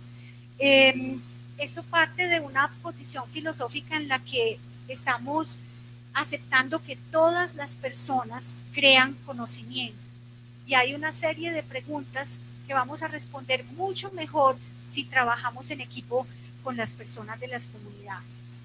Por otra parte, todo esto que llamamos el conocimiento local o conocimiento tradicional es un conocimiento muy rico y hay muchas ciencias que han demostrado que el conocimiento tradicional, por ejemplo, en la agricultura, en el manejo de vida silvestre, puede hacer una contribución enorme.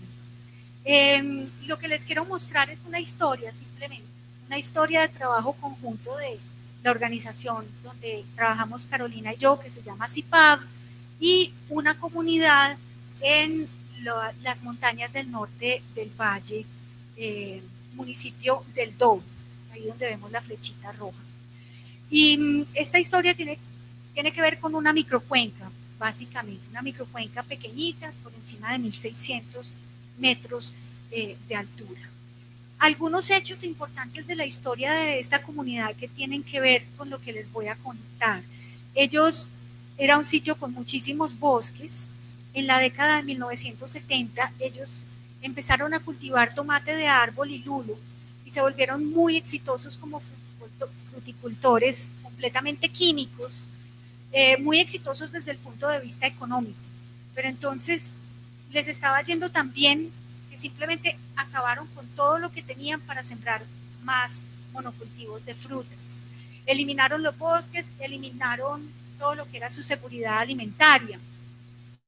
En la década de 1980 hubo un problema fitosanitario grave y tuvieron un colapso en la producción del tomate de árbol. Entonces, como habían eliminado sus cultivos de seguridad alimentaria, quedaron en una situación realmente crítica, porque perdieron no solo la soberanía alimentaria, sino la seguridad alimentaria. Y este fue el momento en el que CIPAV empezó a trabajar con ellos. Pocos años más tarde hubo una nueva crisis y ya tenía que ver con el agua. Habían deforestado tanto la vereda que en un periodo excepcionalmente seco empezaron a tener conflictos porque la gente de la parte alta de la vereda sacaba con motobomba el agua y la gente de abajo se quedaba sin agua. Entonces este fue, digamos, como el momento crítico del trabajo que les voy a mostrar. Este trabajo incluyó varios elementos. Planificar el territorio, investigación participativa y fortalecimiento de organizaciones locales. En la parte que tiene que ver con seguridad alimentaria, con esta comunidad se trabajó mucho en desarrollar sistemas integrados de producción, con árboles, integrando, como ustedes pueden ver aquí, los cultivos para la familia, con los forrajes para los animales y también maderas. La integración entre la producción animal y vegetal siempre ha sido un elemento muy importante como en la filosofía de este trabajo. Entonces, por ejemplo, se trabajó mucho en producir los forrajes para que la gente pudiera tener sus cerdos y sus aves de corral con recursos locales. Con esta comunidad se desarrollaron los aspectos agronómicos del cultivo de forrajes arbustivos en bancos mixtos. Ellos participaron como coinvestigadores en este proceso. Tiberio Giraldo, que era un líder de esta comunidad, un líder muy activo, llamó a su sistema de cultivo el huerto para la seguridad alimentaria humana y animal. Y con el tiempo, este huerto se transformó en un sistema agroforestal, porque Tiberio empezó a hacer un manejo de los árboles que iban regenerando dentro de su cultivo. Entonces empezó a favorecer ciertas especies para que además de mucha comida, el cultivo produjera también madera.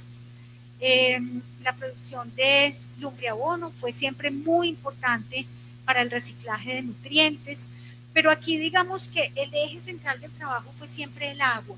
Tecnologías muy sencillas para el abastecimiento del agua a una escala doméstica, como por ejemplo este sistema de descontaminación productiva utilizando plantas acuáticas que toman las aguas servidas de la marranera y de la casa, las envía a través de unos canales y con diferentes especies de plantas acuáticas va sacando la contaminación del agua hasta que finalmente termina en un laguito donde hay producción también de peces y el agua se devuelve limpia a la microcuenca. Una parte de este sistema es el biodigestor de flujo continuo, que tiene la ventaja adicional de que pues reduce mucho el consumo de leña porque produce gas metano para cocinar.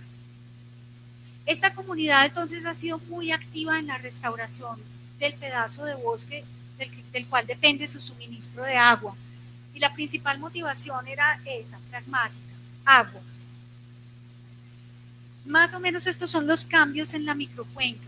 En el año 92, muy deforestada la cabecera de la microcuenca, los comienzos de la reforestación en el año 2001 y ya para el año 2013 la microcuenca, pues un bosque secundario joven, pero desde el punto de vista hidrológico, digamos, una recuperación muy, muy buena. En esta comunidad estaban ocurriendo muchas cosas al mismo tiempo. Se iban haciendo proyectos de investigación. Ellos llegaron a ser muy activos en la capacitación campesino a campesino, es decir, recibían campesinos de otras comunidades e indígenas también y los iban enseñando todas las tecnologías pues, en las que estaban trabajando. Y al mismo tiempo empezaron a trabajar en proyectos de conservación a través de las reservas naturales de la sociedad civil. Se trabajó en el fortalecimiento de estas organizaciones, una pequeña organización que agrupa a los productores, otra que agrupa a las mujeres, donde transforman los productos agrícolas, y una pequeña organización de los niños, el grupo Herederos del Planeta. Voy a destacar solo algunos resultados de este trabajo en términos de conservación. 20 años atrás, los bosques fragmentados, hoy en día los bosques conectados, enriquecidos con especies ya de etapas más avanzadas de la sucesión, procesos de conservación de la biodiversidad en la propia comunidad y algo muy importante es que hoy en día la comunidad es propietaria de la zona productora de agua. En cuanto a agua para consumo, hace 20 años no había suficiente agua para 25 familias. Hoy en día hay oferta más que suficiente para 75 familias. En producción agropecuaria cambiaron sus sistemas de monocultivo por sistemas agroforestales y recuperaron su seguridad alimentaria. Y en términos sociales, pues hay muchas cosas que decir, pero podemos mencionar las organizaciones, su capacidad para gestionar sus propios proyectos, el empoderamiento y el arraigo por la tierra que han fortalecido mucho durante los últimos años. Quiero mencionar un poco a los coinvestigadores campesinos. Los coinvestigadores campesinos son miembros de las comunidades que participan en los procesos de investigación de CIPAD. Y muchas veces son personas muy jóvenes, de los últimos años de bachillerato o de pronto los primeros años de universidad. Ellos cumplen un papel muy importante porque ellos contribuyen con el conocimiento local y también con el talento práctico que se necesita, por ejemplo, para reemplazar equipos costosos por tecnologías locales muy sencillas. En síntesis, es una relación que beneficia al investigador, pero también beneficia mucho a los coinvestigadores, porque les da la posibilidad de avanzar en sus estudios y les permite, a través de la interacción con los investigadores, pues fortalecer mucho su disciplina. ¿Qué método usamos para trabajar investigación con campesinos? Pues el mismo que hacemos para trabajar investigación con todo el mundo, que es el método científico. Pensamos que el método científico es muy poderoso y debe ponerse al servicio de todo el que pueda hacer algún uso útil de él. Este proyecto, que tiene que ver con el árbol loco, lo trabajé con 3 jóvenes que en su momento eran bachilleres recién egresados. En este proyecto estábamos tratando de entender un poquito sobre la historia natural de este árbol para desarrollar maneras de usar este árbol para recuperar el bosque andino. Imagino que todos conocen el árbol loco, pero para los que no lo conozcan, es un árbol extremadamente interesante por su forma de crecimiento. Él suele crecer con un único tallo al comienzo, pero a medida que va madurando va formando más y más tallos y tiene la ventaja de que estos tallos se pueden cosechar selectivamente. Entonces uno puede cosechar un tallo un año y no eliminar el árbol completo, sino volverlo a cosechar al año siguiente. Entonces nosotros queríamos entender un poco cómo regeneraba el árbol loco en este paisaje. Y a través de la investigación con los jóvenes campesinos observamos que la mayor parte de la regeneración en este sitio estaba ocurriendo en los bordes de los bosques. Entonces, aquí termina el bosque y hacia afuera veíamos parecen cultivados, pero en realidad es el sitio donde más regenera el árbol en este paisaje. Otra cosa que entendimos acá es que el árbol loco regenera cuando hay un poquitico de sombra. Le gusta mucho un poquitico de sombra y también le gusta mucho que haya parches de suelo desnudo. Hasta ahí un proyecto científico común y corriente, pero el líder Tiberio Giraldo un día me hizo este comentario: el árbol loco aparece siempre que el suelo está revuelto o removido. Y después de hacer una revisión de literatura, vi que realmente son muchas especies que tienen ese comportamiento.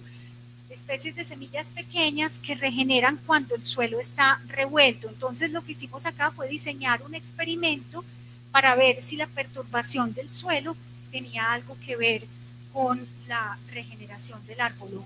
Entonces perturbamos el suelo en algunas parcelas, regamos semilla de árbol loco y observamos las diferencias entre sitios donde habíamos perturbado el suelo y sitios donde no habíamos perturbado el suelo.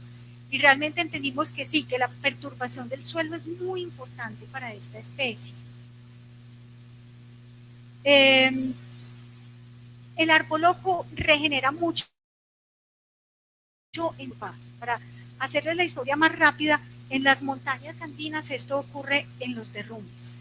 Suelo perturbado es prácticamente lo mismo que un deslizamiento. Entonces, ¿qué fue lo que entendimos con este trabajo? Que este árbol es especialista en deslizamientos. Y esa es la razón por la cual en el trabajo que les mostré hace un rato es una de las principales especies que utilizamos hoy en día cuando trabajamos en la restauración de derrumbes. Pero hay otras cosas muy sencillas y económicas que se pueden hacer con árbol loco para restaurar bosques. Este es un pequeño fragmento de bosque y aquí digamos que la idea es que la comunidad quiere ampliar este fragmento de bosque para poder tener más agua. Entonces, algo que puede hacer es sembrar a una distancia de 10 metros una hilera de árbol locos.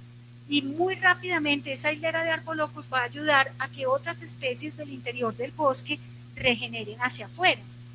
Entonces, como método de reforestación para una comunidad con pocos recursos es una cosa muy justo y muy efectiva. Y esto se puso en práctica realmente muchísimo con esta comunidad para ampliar el área del bosque de la microcuenca. Utilizar el arbolojo como el primero que va ampliando las áreas de bosque. ¿Ya? Bueno, yo creo que ya se nos terminó el tiempo. ¿Sí? Falta poco. Hay un proyecto del que les quiero hablar rápidamente, que es un proyecto hecho ya no con adultos, sino con niños como investigadores. En este proyecto quisimos identificar árboles y arbustos nativos para la restauración de bosques andinos. Y como parte de este proyecto, diferentes grupos de niños participaron en la investigación sobre la fenología, que es los cambios que experimenta una especie vegetal a lo largo del año. Entonces, por ejemplo, un grupo formado por adolescentes, ellos estudiaron la fenología del balso blanco e identificaron el patrón temporal de la formación de los frutos de esta especie a lo largo de un periodo de 1 año y medio. Otro grupo trabajó con un arbolito muy bonito del sotobosque que se llama manzano de monte, que es muy interesante porque tiene árboles femeninos y árboles masculinos, entonces obviamente pues cada uno tiene su comportamiento fenológico diferente. Otro grupo trabajó el rapabarbo y otro grupo trabajó un árbol muy interesante que es el balso blanco, y entonces logró identificar el periodo de formación de las flores, luego de las semillas y luego cuando se dispersan las semillas. Este trabajo nos permitió entender que la investigación para los niños es realmente muy significativa, o sea, les deja aprendizajes para toda la vida, les ayuda, les enseña mucho la paciencia, ir a contar flores, es una cosa que requiere mucha paciencia, la admiración por la naturaleza, la disciplina y la concentración. Y entonces el reto para nosotros es cada vez hacer esto con niños más y más pequeños. Hace poco entonces iniciamos un proyecto ya con niños que incluía algunos niños de 4, 5 y 6 años en regeneración y fenología de este mismo árbol. Pues me toca mostrar esto rápido, pero en síntesis lo que quiero decir es que son datos, esto implica que los niños vayan, hagan mediciones, tomen registros numéricos, y es un trabajo que no es tan fácil, y a pesar de eso los niños lo hacen con mucha alegría y con mucho gusto. Al final del proyecto hicimos un taller de escritura creativa para que los niños pudieran narrar en sus propias palabras la experiencia de investigación que habían tenido, y ellos por iniciativa propia invitaron a otro grupo de jóvenes y les presentaron los resultados de su proyecto al grupo pues de otra comunidad en otro sitio distinto, y ahora están asesorando al otro grupo para que haga un proyecto de investigación sobre otras especies de árboles. Entonces, todo esto nos conduce a que hay una serie de cambios interesantes que han ocurrido en esta comunidad como resultado de todos estos procesos de investigación que se han llevado a cabo. Podemos destacar que hay una generación de niños y jóvenes muy entusiastas, con muchos deseos de aprender y de hacer cosas nuevas por su comunidad. Esto se expresa en que ellos tienen cada vez mayor interés por los asuntos de su comunidad. Y puedo usar esto como evidencia. Esta comunidad recibió un pequeño fondo rotatorio en 1994, $500, algo alrededor de $1.000.000. Usaron este fondo para financiar pequeñas iniciativas a favor del agua. Y este fondo siempre ha sido utilizado en muchos proyectos, pero nunca lo han gastado, o sea, la gente lo devuelve siempre. En el año 2004 recibieron otros $4.500, es decir, $5.000, y hasta el momento esta comunidad ha ejecutado 80 pequeños proyectos con esos $5.000, y la gente siempre devuelve la platica, sigue estando allí disponible para hacer pequeñas iniciativas a favor del medio ambiente, pero también en algunos casos para resolver calamidades de las mismas familias. Para mí eso es un ejemplo interesante de empoderamiento de la comunidad. Otro efecto bonito es que esta investigación valida públicamente el conocimiento de las mujeres, y aquí ya para terminar quiero presentarles a las que eran las niñas investigadoras con las que yo trabajaba hace muchos años cuando hacía mi tesis de maestría. Por ejemplo, Lina Paola hoy en día está haciendo su doctorado en la Universidad de Antioquia. Adriana es administradora agropecuaria y trabaja conmigo como investigadora en el área de restauración. Eudali, que trabajó conmigo muchos años, hoy en día es docente en el pueblo del Dobio. Todos los años los estudiantes la eligen como la mejor docente del colegio. Y María José, la chiquitica, está trabajando como investigadora en el proyecto de fenología de falso blanco. Bueno, esto era lo que quería compartir con ustedes. Muchísimas gracias.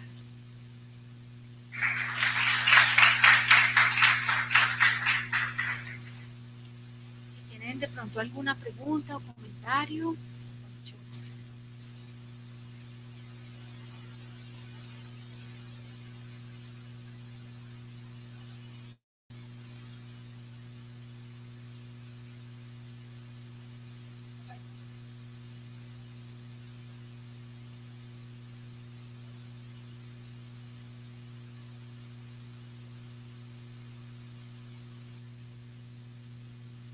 Simplemente como se aplica siempre en un proyecto de investigación.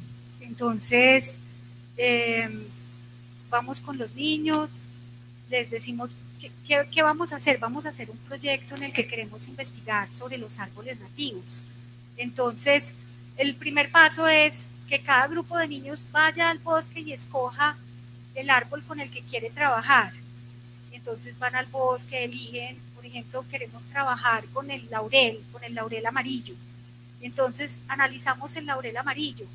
Bueno, ¿y cómo vamos a hacer para estudiar con el laurel amarillo? ¿En qué época florece? ¿Cuántos frutos produce? Entonces empezamos a diseñar un método de investigación. ¿Cada cuánto lo vamos a mirar? Ellos pueden sugerir, por ejemplo, cada 8 días. Empezamos a mirarlo cada 8 días, pero ellos se dan cuenta de que cada 8 días pues no se observan muchos cambios. Entonces mejor cada 15 días. Y vamos a observarlo cada 15 días y ya vemos que se observan un poco más de cambios. Entonces luego viene la parte de cómo documentar esos cambios. Entonces observamos el árbol, cómo vamos a hacer para medir o para contar cuántas flores nuevas, cuántas ramas con flores tiene el árbol, por ejemplo. Entonces, y así se va dando como un diálogo entre el investigador grande y los investigadores niños hasta que entre todos logramos generar un método que nos permita responder la pregunta de investigación. La pregunta de investigación es simplemente cuáles son los cambios que experimenta el laurel amarillo a lo largo del año. En qué época produce sus flores, en qué época produce sus frutos, cuándo están disponibles las semillas y también cuántas semillas produce cada árbol. Y a través del ejercicio de trabajo con ellos se desarrolla el método para responder estas preguntas y luego ellos van al campo y en sus planillas van llevando sus registros muy sencillos. Luego hay un momento en el que nos juntamos para analizar esos datos, introducirlos en una planilla de Excel.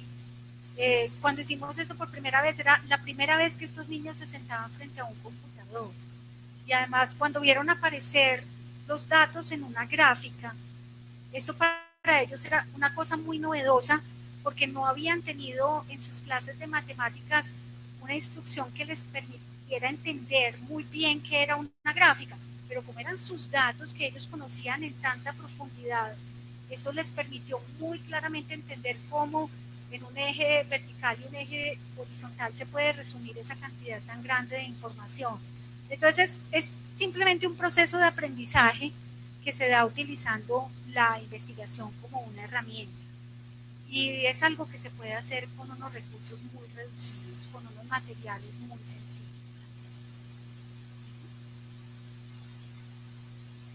¿Una otra pregunta?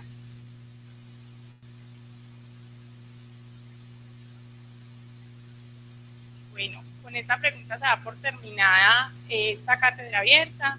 Le agradecemos a la doctora Zoraida Calle por todos los conocimientos y la presentación que nos acaba de dar. Y muchas gracias a todos los asistentes y a las personas que nos siguieron de forma virtual en la página de corei.edu.co.